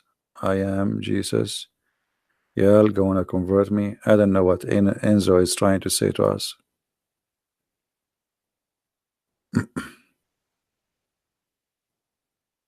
Yeah, I fear stupidity because there's no solution for stupidity. You see, there's ignorance and there's stupidity. Ignorance, we can fix it. Stupidity, we cannot. You know what I mean, guys? Like, for me, I am ignorant in English. As an example, I make a lot of mistakes in sometimes pronouncing or grammar, or, you know, I'm ignorant in English. That can be fixed. You can study more and more, you know, practice, etc. They can be fixed. But stupid person, you cannot make him. Like in China, they say he left as a donkey, he never came back as a horse.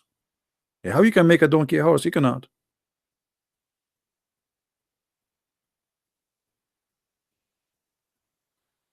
All right. Same time, there is something always you have to think about it seriously. Never ever have a relationship with someone is selfish. Someone is selfish. He will never love you. That's it. Selfish. Man or woman doesn't matter. He don't even love his parents. He don't even love his sister. He don't love the whole world. He love himself. Selfish person is the most disgusting human being ever you can be with. Never.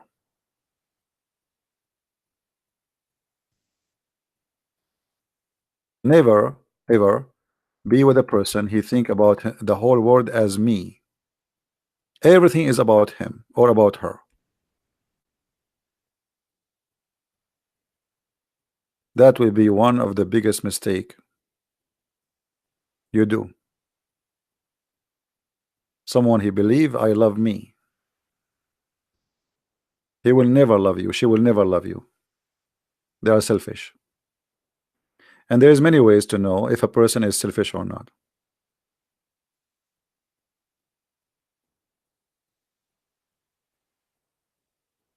Right?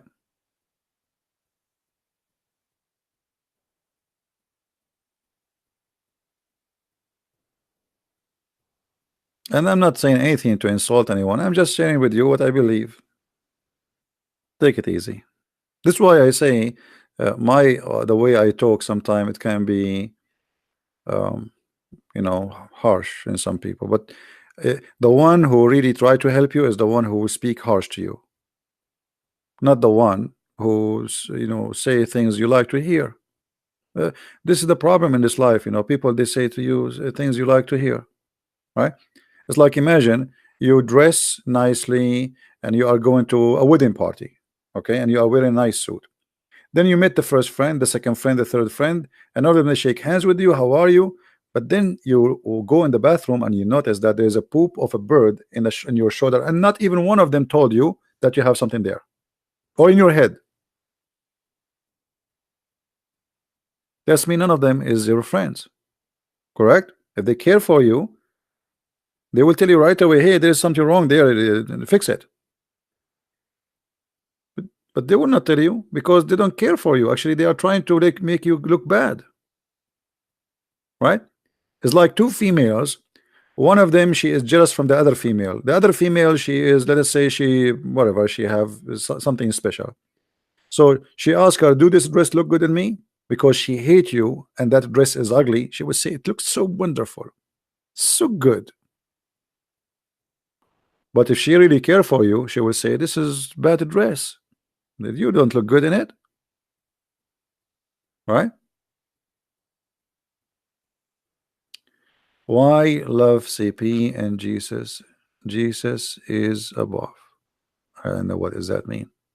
And why you want to love CP anyway? And I'm no one. How you can love me? I have nobody loves me anyway. You see, you don't even know what the word love. You are attracted to maybe me talking, saying things to you, funny, you laugh, etc. You enjoy. So you love things about me, but you don't love me because you do not know me. And there again, we have to be, don't be shallow. Don't be shallow. You love an actor because he is in that movie, sound good, like, I like you. But if you maybe if you sit with him for 5 minutes, you get disgusted, right? Anyway, uh, and actually, this is my problem with people because I am honest with them. I say I speak my mind, and people don't like that. You have to be a hypocrite if you want to be liked by people. Um, the more you are a hypocrite, the more people like you.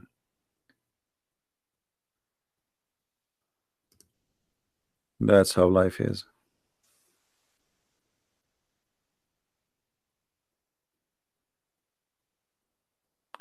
Listen to the Queen speak.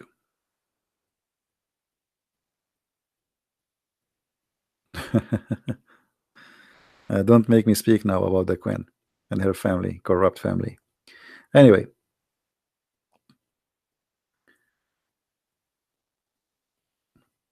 language for me is not really a problem because as long I can deliver my ideas, it's okay. For sure, I wish I can, like, my skills is better because a lot of time I find myself very limited. I'm using, like, maybe my English is comparing to yours, you guys who they are born in the West, etc. Maybe I'm like 3% to you in the ability of talking, expressing yourself. But imagine, even with my 3%, still I can make the discussion come to be clear. I mean, mostly, right? So even though it's very limited, still, thank God, it's working. Yeah. I am an ex-Muslim. No, I'm not. I wasn't. I never been stupid to be a Muslim for a second. How you can be a Muslim? How somebody can believe that God will make your penis endless? I mean, this is not even smart. Okay, you are 6 foot tall, and then your penis is in China. Okay, and you will be lucky actually if your penis did not go in the jungle of Brazil. Do you know what they have there? Those ants, they will eat it alive. They will think it's a sausage. So I don't know how a person can be a Muslim. I don't know how you can accept such an idea. I mean, this is silly. A human being is very shallow. Or what if your penis go in the Amazon River and you have those fish who eat what they call them, those fish, scary fish? Man, I don't want to think about it. This is very painful. In a second, it's going to disappear, and Allah will make it longer, and it's going to eat it again, and Allah will make it longer. Right?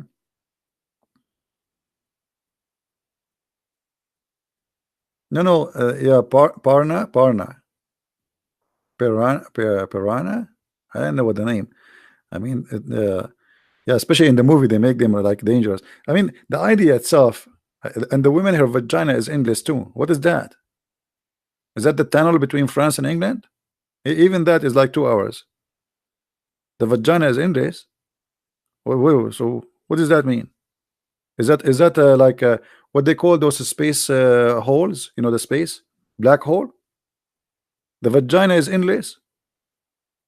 What is that? A black hole in the space? I mean, I don't know. It's this. So stupidity. How you can be a Muslim?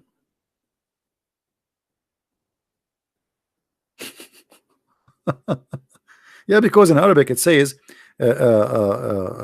ذكر كالنخل السحوق and وفرج يسع ذلك, which mean a vagina which fit for that. It's endless. As long the penis is endless, it says the vagina fit for that endless penis, so it have to be endless too.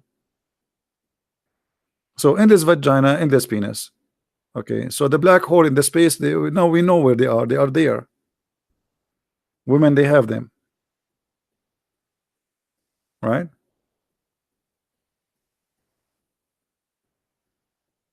No, Allah is not about he love a human sexual. There's no Allah. This is Muhammad. He knew how corrupt a human being is, and he knew how the devil come to you always through the windows and doors. What do you like? You like food? You like sex? You like money? What do you want? Even if you like God, he will come to you through God. The devil, he always, isn't it the Messiah? He says to you, be aware of false prophet. They will come to you in the clothes of a sheep. This will come to who? To the Christians, because the Christians, they love God, right? So he will not come to them from the door of sex and etc. No, he will come to you from the door of God. He will dress as a sheep because you like the sheep. You know, it look decent, beautiful, honest. So he will dress as a sheep.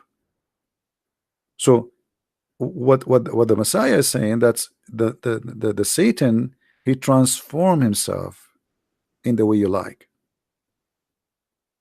He can come to you in politics, like, you know, you go and vote for abortion, killing babies, you know, and they convince you that this is the right of every woman. I mean, what about a human being?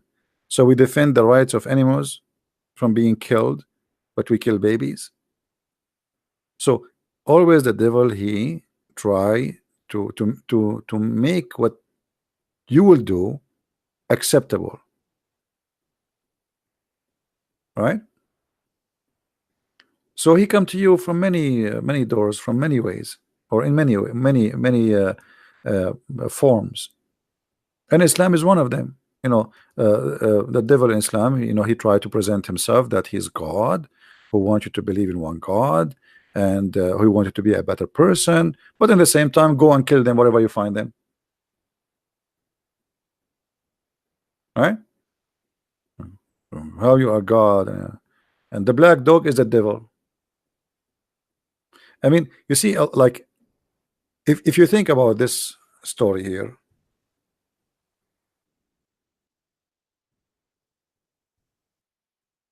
are you guys enjoying the night with me here? And maybe there's the people who they are in Asia, they are like it's morning for them.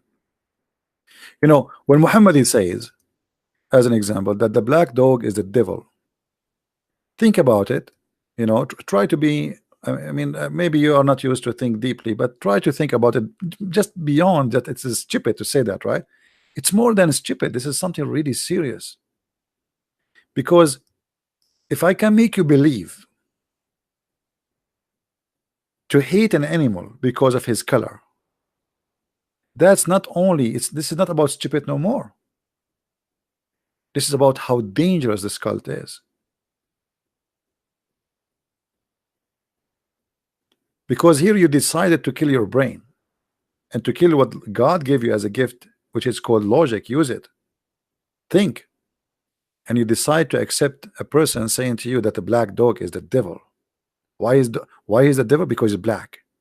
Why is not the yellow dog? Or what about the red dog? What about the white dog? No, only the black dog is the devil. So many of us, you know, you've been feeded some information during your lifetime, like the crusade are bad people, they are the devil, right? Because just the second you call the crusade, but the crusade, they were fighting back, they were not attacking, they were attacked. It was the Christians who were attacked, but on the schools always they attack the crusade. So you grow up and the crusade is the devil.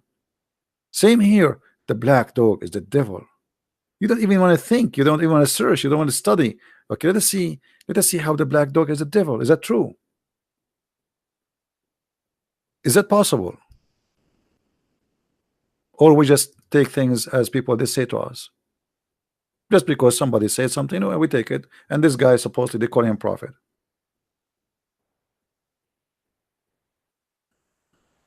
Right? So many of us, we are victims of accepting what people says, and we take it as let us say a scale of life. The scale of life is what? Is what somebody said, and we don't want to think about it. Like somebody is a racist, he don't like black people, so he starts saying bad things about black people. But is that true? Well, there's black people, they are very good, and there's black people, they are bad. But this is the same for the white people too. So why we are saying the black people are not good then? That's not right. Same as we cannot say the white people are bad or good. So we have to say what is right. Here it's a mindset forced by religion, and then you block the idea of studying and researching to see if this is true, because the one who said that is a holy prophet. Do you believe in the black hole are real? I have no idea, my friend. I did not see one. If I go there one day, I will take a selfie, I will send it to you. All right? Like, they say, they claim, I don't know, maybe it's true, I don't know, maybe. But there's a question why they call it a black hole. They call it a black hole because simply they can see nothing. So how you can describe it if you can see nothing? You know what I mean? I don't know, for me it's not too much convincing as a always when they present to you even science, most of the science you have about the space is a theory. It's not really a science, most of it, for sure, not all of it, but theory is a theory until it's proven to be true. But in our culture today, sadly, if something coming from a scientist who work in NASA, that's it, it must be not, this is not a theory, it is science. That fact, no, all of science is based on theories. You see, when you wanna like I make a theory, I can pass and go to the space. That was a theory for a long time, and then I was able to do that. So the theory became right, it became true. So most of the science, the origin of it is a theory. How we can let us find out how this works. It's a practice. So when they speak about something, they did not go there, did not really practice it or see it or go inside it, then until that day we cannot confirm to be true or not. And I don't know if you understand my logic or not. Holes are always dark? Not necessarily. You see, again, the color can be fooling us. You see, one thing about the like colors is deceiving, by the way. I don't know if you study colors. When you see somebody is white, doesn't mean he's white. Actually, he's black. Because white is the color your body reflect. Usually, it's a color you don't have. So if you see something red, that's mean he is not red, or the color is not really red. He is not painted by red. He's painted by a color. Suck all the colors, reflect that one. So always we are being deceived by knowledge about colors or what we see around us. And seeing not always is true. Seeing can be deceiving. All of you know something is called mirage, right? If you drive in the desert, you see water. You know, you see really your eyes showing you water. You see it all the way you drive in the street. You see water, but there's no water. So sometimes seeing can be deceiving, right?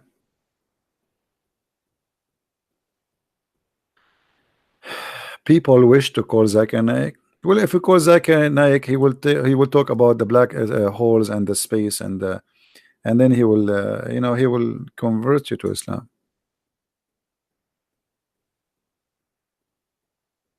Yeah.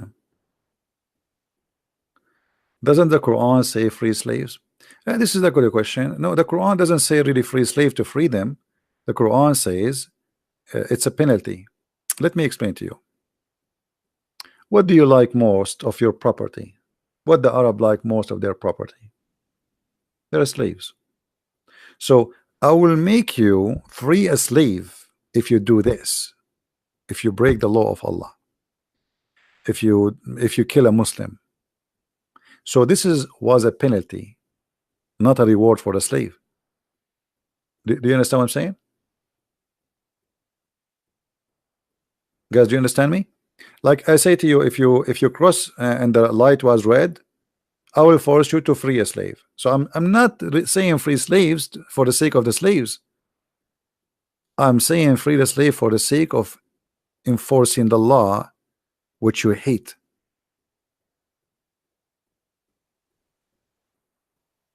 So if you kill a Muslim, okay, free a slave. So now you don't not kill a Muslim. But that is a dangerous too, because you free a slave, we capture them again. There's many hadith of Muhammad about people they free slaves and Muhammad he slaved them again, right? Sahih Bukhari is full of them. So what the point of freeing a slave and then you will bring more slaves? Muhammad he did not abolish the slavery war. You know, he approved it. The Quran says even you can reap them.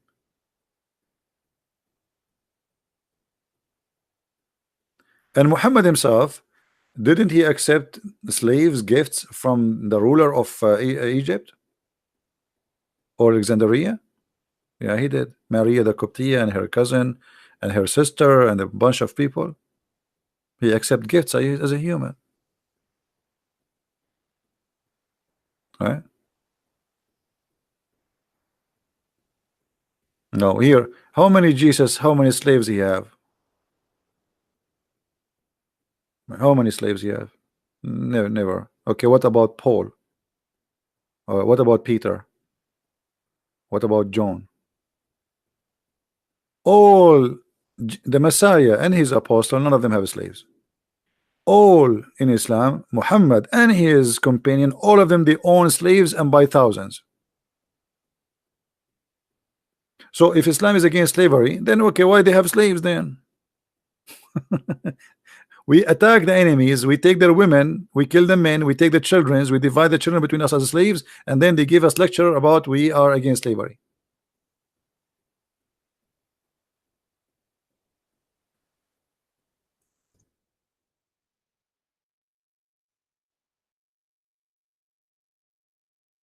Look at this. I heard that Allah Messenger, I heard Atiyah, etc., etc., were presented to the Allah Messenger in the day of Qurayd. Those who have a pubic hair had the growing will be killed. So now Muhammad attacked this tribe. They are Jews. He make the men strip and the children too. And any child he have little hair around his pubic area, he will be slaughtered. Do you see it? And the rest, they made them slaves. You see here, they says, let us go to be alive, not to go to be free. All right.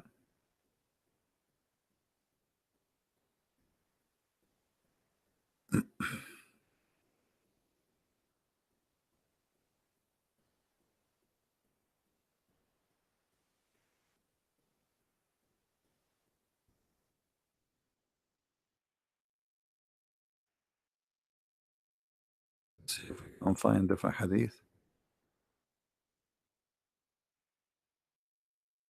Anyway, I think we have enough for today. So guys, did you learn something good? I hope people will download the video because we are not going to keep it long in my page. And I hope yesterday, did you enjoy the time with David Wood yesterday? Was it good? Did you like it? Yeah, many of you, they text me, they says, why you don't be there, you don't be there. Okay, he invited me, I went there to make you happy. And always, you know, when somebody speak about something, a foolish man, after he speak for 2 minutes, you will notice he's a fool. Actually, always stay away from a person he don't talk, because there's no way you will know if he is smart or foolish or stupid. The more you talk, the more you get busted. You know what I mean?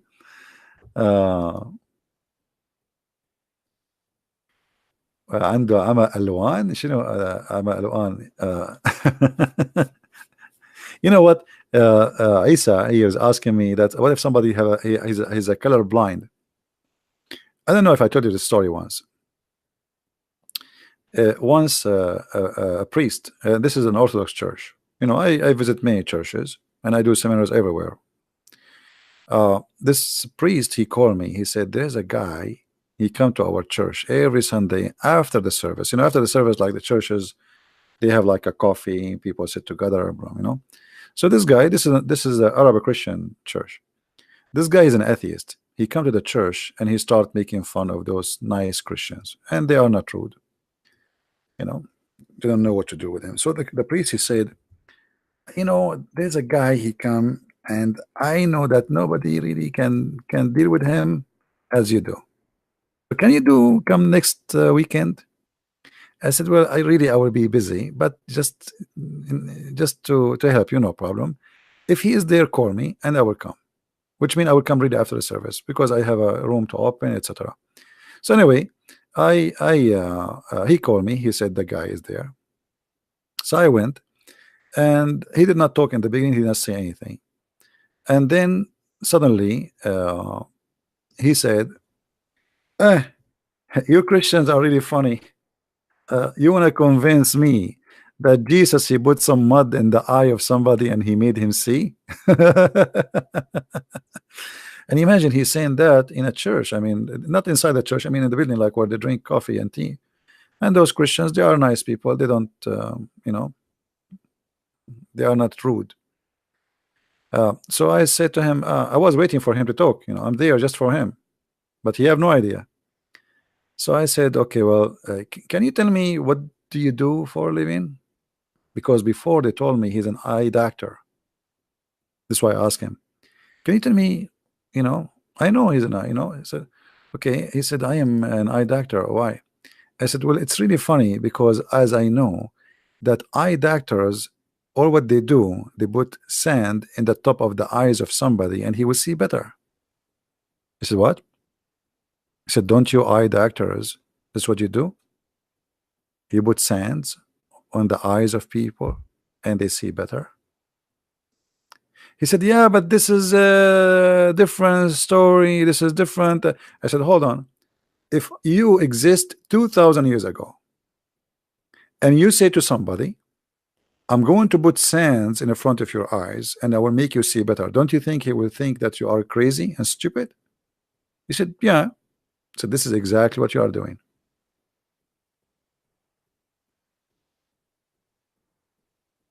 And he looked around him, and you see the silence. The people are quiet, waiting for him what he will say. You know, uh, he said, "Yeah, actually, you are right. Like he will accuse me to be stupid and crazy." I said, "And you are." And since then, he never come to the church. He called the priest. He says, "That guy who was then there, is he there? Is he coming? Is he still coming to the church?" He's not coming no more. He called the priest. He said, "This guy is still come. Is still he coming? Is there? He's coming." You know? Yeah. No, he's not. He's a atheist. He's an atheist. Yeah. But I mean, the logic. You can use your logic, but sometimes always you have to use the logic of the person to get him busted. We as a Christian, when we talk to people, we use our logic. Like a guy, a Muslim, like you saw the Muslim when he come, he starts saying to me, "Jesus died. How he can be God?" Right? I did not use my logic. I use his logic. Use their logic, you will torture them. You use your logic, you're wasting your time. They cannot deny their logic. They just use their logic. They use it. So try always not to use your own logic. Use their. All right.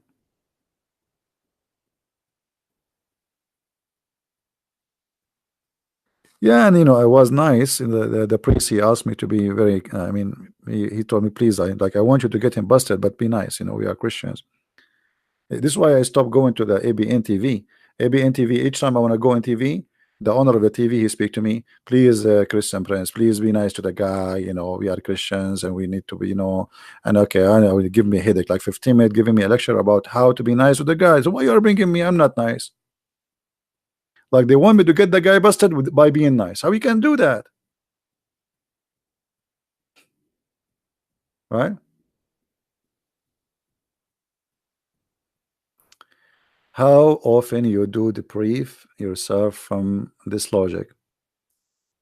Will depend on the logic. Sometimes logic is a good word, but sometimes describes something foolish. As we mentioned the story of the chain. You remember the guy who asked, "Do you have a chain?" So logic is as a definition is good, but the content sometimes is stupid. Depend on the person. You see, the logic of a Muslim is what? That he pray to Allah 5 times. He hate the infidels. He go to heaven, or he go and kill himself or kill others, and then he go to heaven and Allah will give him virgins and they have their legs open. Logic. This is logic, but this is stupid logic, right? There's a logic and there is stupid logic.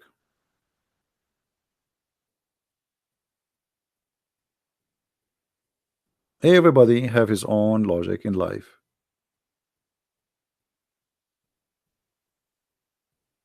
Well, he can call me maybe next time. Now I don't feel like talking to any Abdul. Everybody, he think he have the right logic. Every one of us. Like uh, even when you eat, you have your logic of food. All your life is based on your own logic, but that doesn't mean it's really a logic. This is your logic, which means the way of reasoning. Uh, and this is why you have to try. This is why we're talking about not to be shallow. Try to understand the logic of the person. From his logic, you will know how smart, how fool he is, how stupid he is.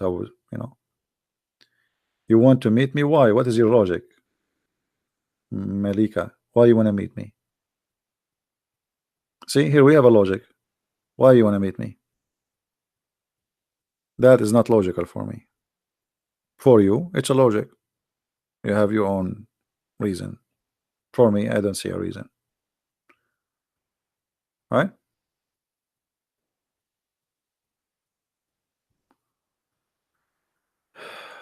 House been okay. House explain 355. Maybe later, we can.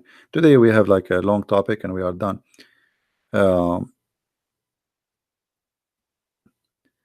Thank you, Diana.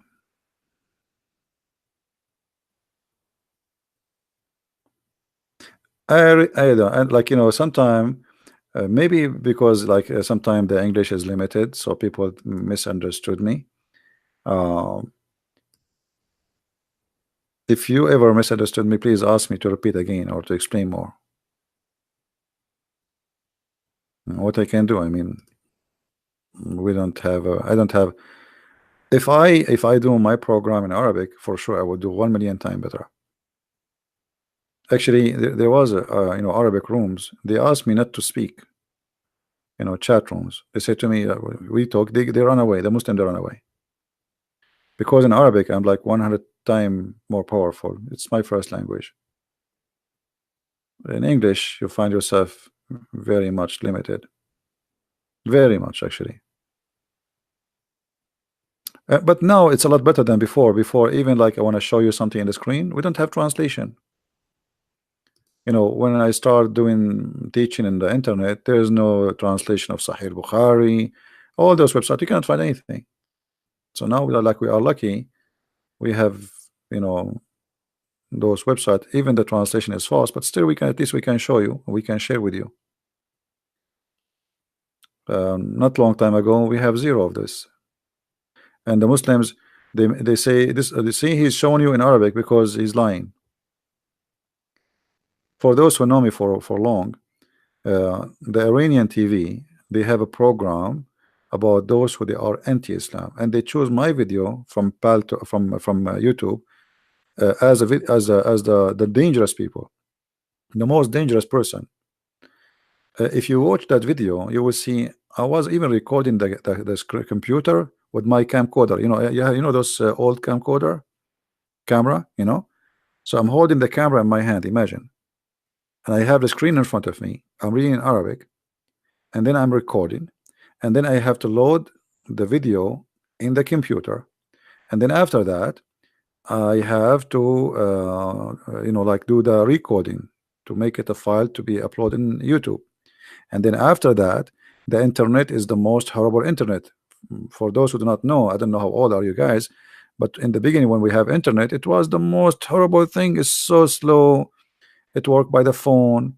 Sometimes even the phone don't go through. You have to dial a number. I don't know how many of you remember those days.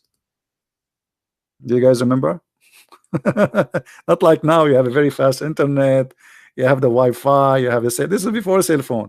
So it was really hard. It take forever to load 5-minute videos. It's like a surgery.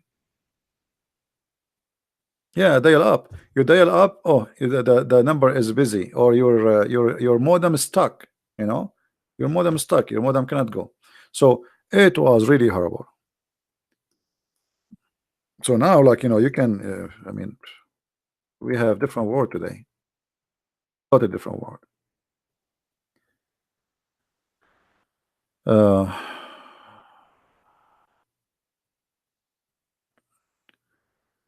Okay, Emax. Thank you. Yeah, but most of people know, like now, maybe don't remember those old days. How it used to be. So anyway, like to make a video before, it used to be really hard, very hard. Not like now. I can share with you on the screen, and I go live. We cannot compare. We can't compare. Life is so different from before. And this is the funny thing about today, by the way. If you ask a woman today, she said to you, "Oh, today I'm tired. I did laundry." Don't they say that? What laundry? You don't do laundry. You put the clothes in the machine, you push the button, and then the clothes come out. Not only they are ready, they are dry. So what the laundry you did? You want to see what laundry was? Go and see. Check my grandmother. I'm tired. I was doing shopping. You said she's tired, or he is tired. He was doing shopping. Go and see how it take them to make bread. They wake up 5 a.m. in the morning, 4 a.m. in the morning, start doing making the flour, the dough, and then she work hard, and then she work for 2 hours, and then she go and do prepare a breakfast, and then she come back, and then she have to light the fire by her hands. I mean, you guys, you have no idea. You are lucky. Go and see back in time and see people how you used to live, right? But now they complain from doing laundry. It is we push the bomb and then the clothes come ready. And then what we are tired from, because we put them in the drawer. This is the tiring thing. We put them in the drawer. I mean, this is very tiring, right?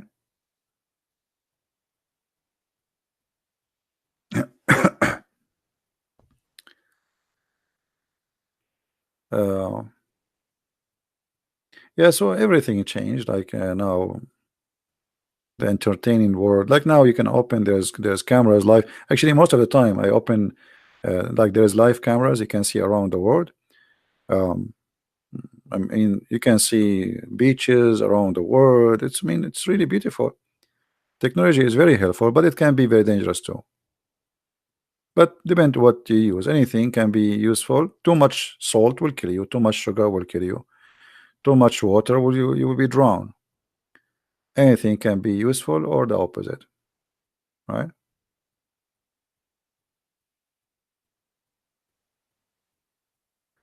لقد كنت عبدولا. I like your Abdulan language, my friend. Isa, he's saying he was Abdul and now he is not no more. So he is an ex-Muslim. He's saying to me in Arabic.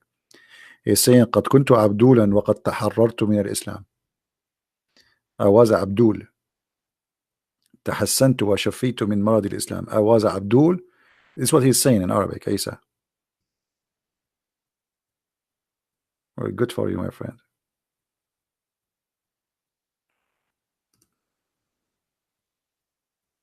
Me, myself, I never was Abdul.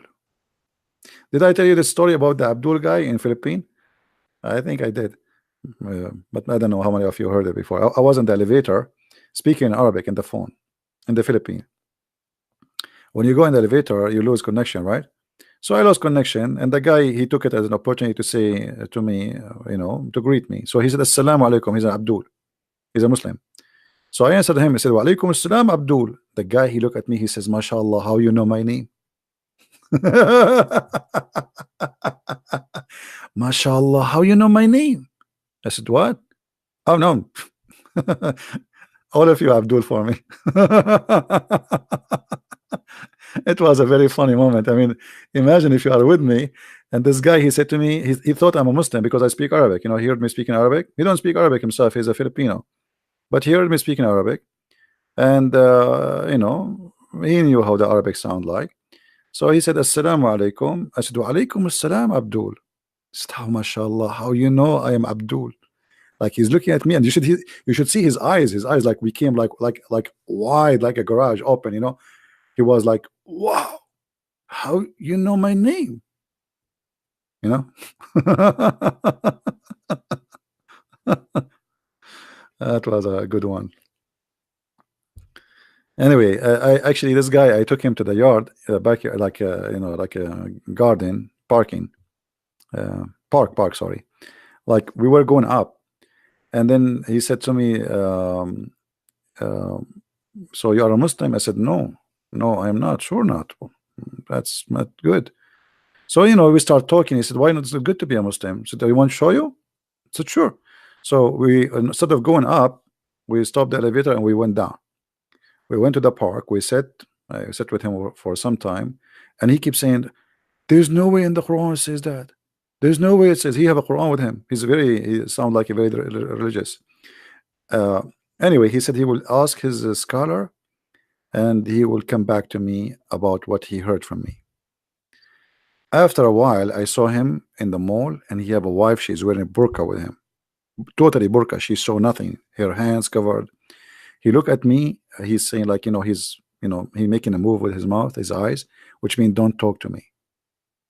He was afraid in front of his wife to talk to me.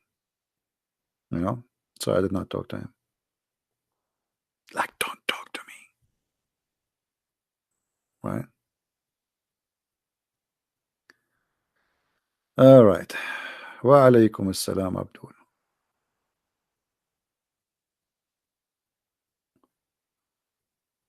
I'm trying to read the chat. It's very hard to follow.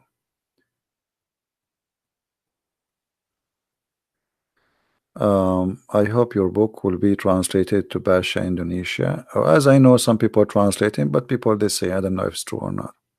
We will see. I mean, how much they are doing, I don't know. You wish you could talk to me. Everybody is welcome to talk to me, but you know, I talk in private only if there is something important.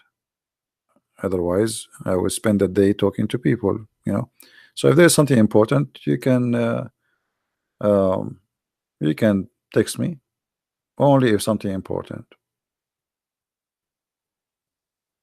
All right.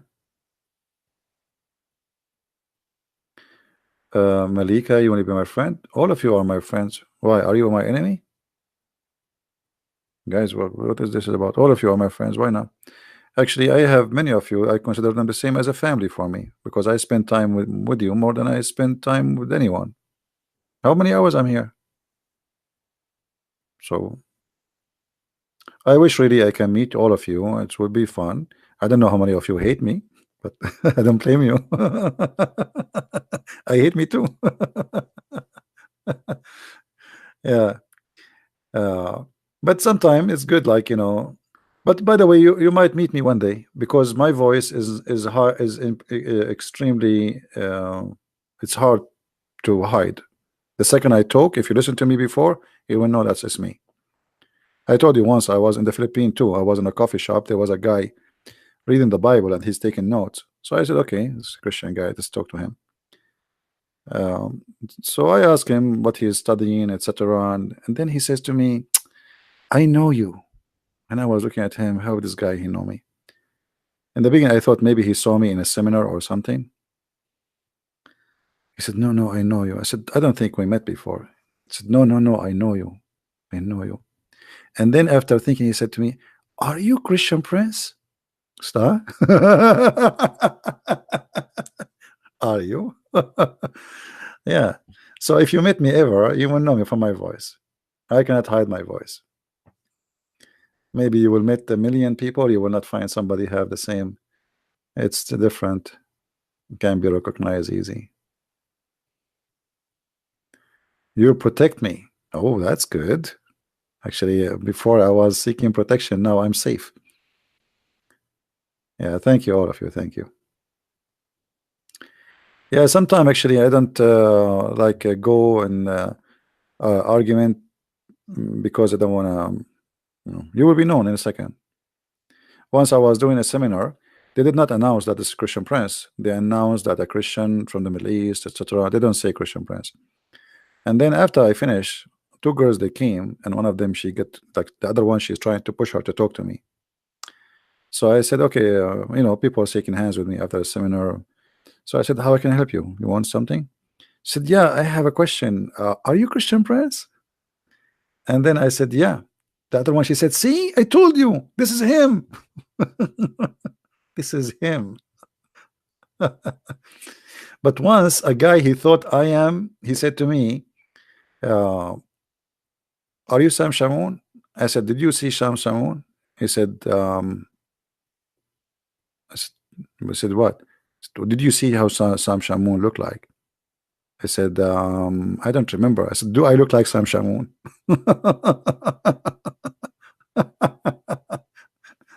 I mean, I look so far from Sam Shamoun. The guy asked me, are you Sam Shamoun? Sam Shamoun, like if he have a video, like if he's a person he don't go in video, I would understand him. I think maybe, you know. But anyway, yeah, you do security. Yeah, the true security is security of the mind. You see, when a person he is not secure in his mind, he have no security. Because the first thing you live in your life inside the box of your head. There is all your fear, your trust, your life, your pleasure, your wisdom, your sadness. So try always to look for security in different way.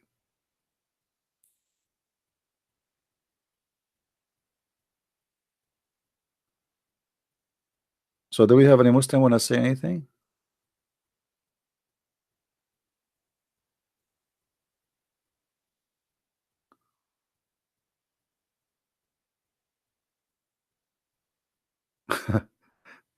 Ahmed is saying, once I fell asleep listening to Christian Prince debate, I ended having a dream. A client of mine was yelling at me, but CP voice was attached to his body.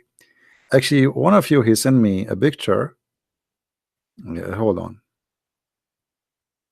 Let me see if I can find it.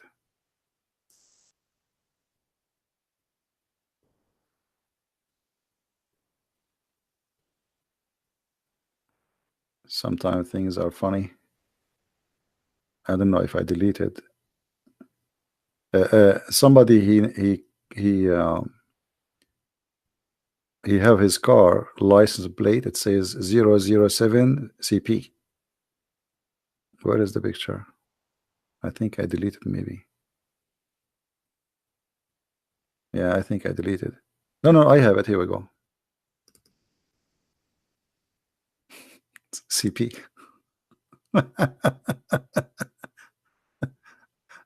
Oh boy. I'm not going to show all the number. I don't know who this guy is, but this is part of the number because there's letters. I don't want to show all the letters.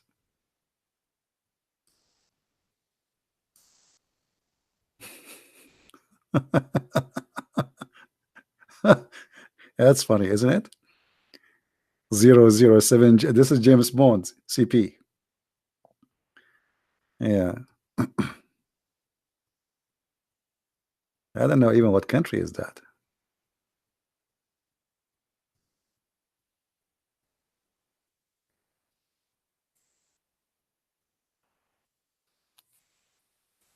I like the car, BMW.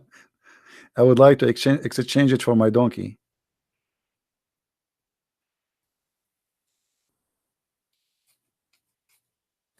Yeah, 007 CP. I don't know where it is. I'm not sure really.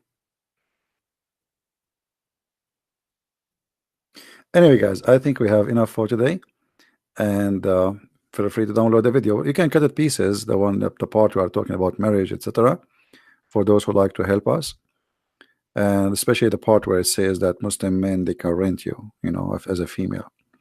But always my advice for all men and women, especially women, women are very emotional, and they are driven most of the time by emotion, and sometimes men, they take advantage of your emotion.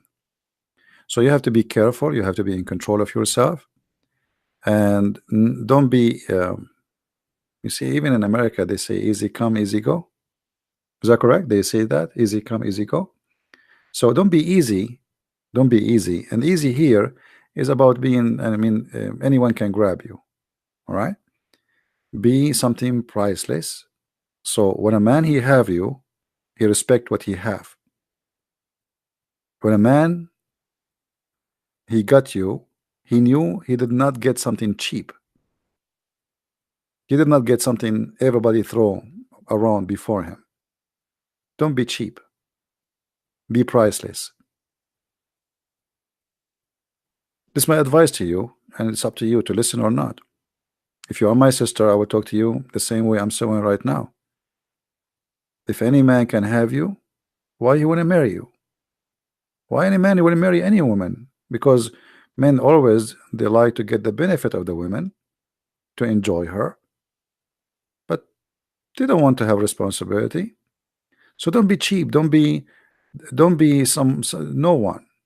Don't be like, you watch those movies. I mean, those stupid movies, they corrupt our mind, make us believe it's fun to have sex around. It's fun to have a boyfriend and replace a boyfriend, a new boyfriend, and then after sleeping with 100 men, what is next?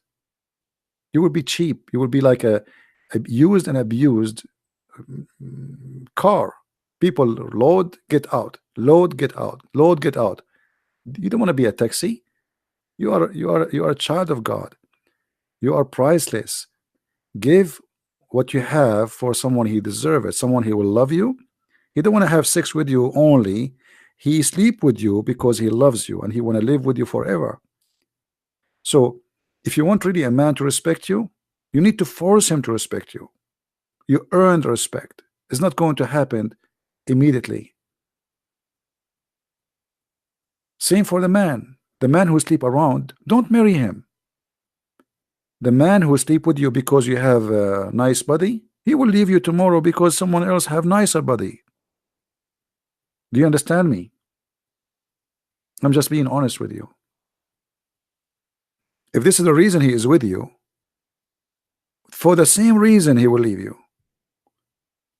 Like women, they want to make a surgery to have big breast. Okay, so this guy, he want to be with you because you have big breast. Why? Are you a cow? And tomorrow he will see some woman, she have a better breast. If this is the reason he made him like you, this will be the same reason to dump you. Don't be stupid. Don't be stupid.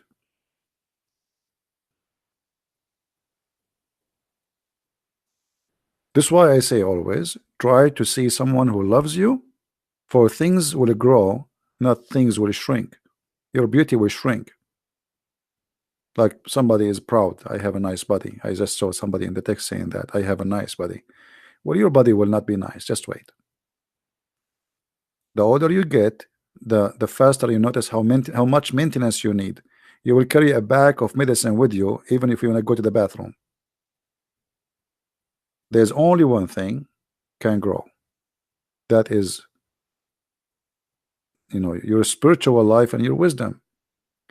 So marry a person who is wise, who love you, for his wisdom will lead him and will lead you to live together in a better life.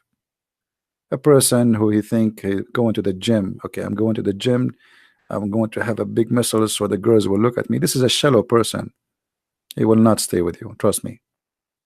The first girl he see her wearing shorter skirt than yours and she have nicer legs than yours, he will leave you and go for her. Right? But anyway, sometimes it's very hard to convince people about what's right, what's wrong. And that's why they end the wrong end. You will end the wrong end if you don't treat yourself carefully. To women, don't ask mahar. I don't know what you mean. When a woman is strong, then only the strong will approach you. I don't know what does that mean. It's not about strong.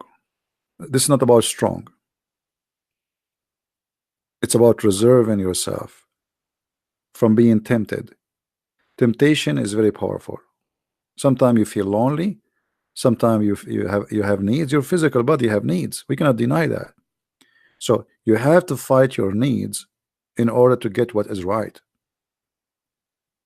It's like, somebody want to eat and I want to eat now. Okay. But if you wait maybe 30 minutes more, we can have a better food. So what people want, they want just life became a fast food. And today, sadly, if you are, I don't want to use the word, but I have to use it. If you are a whore, they say you are nice, you are cool. Cool, you are cool. You are open-minded, you are fun. But in their eyes, trust me, you are a whore. They don't respect you. They speak about sleeping with you as if you are, they're proud about sleeping with you. So why you want to do that?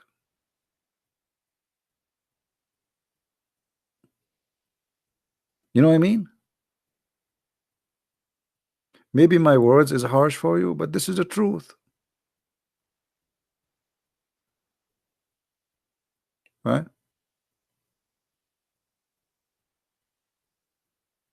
Look at the comments, guys. Look, people, they don't listen. I have a nice body. Okay. So what if you have a nice body? And what is next? Do you think the Korean should be forbidden. The Quran should be forbidden. Well, I don't know what it should be forbidden, but you know, you cannot forbid a book because uh, it's impossible to forbid a book. First of all, like the same, the Muslims, they forbid my books, but my books is there. They forbid my videos, but my people hear me. So it's not forbidding the book will solve the problem. It is speaking to the mind of people so they will not believe in it. This is more powerful. Otherwise, if you forbid something, sometimes forbidding something make it more attractive. You know what I mean? To fight drugs is not just by saying I'm going to go out of after drug dealers, but if you make people don't buy it, if you convince them not to buy it, then drugs, nobody will import drugs. Is that correct? Why there's drug dealers? If nobody buy, there's no drug dealers. Is that correct? Okay. Well, so the best solution is make people more aware of the danger of drugs, and they will not buy it. Then nobody can sell it. Then even if you bring drugs and put it in the street, nobody will take it. As simple as that. So people always fight things in the wrong way. Like I fight it, so I force my law.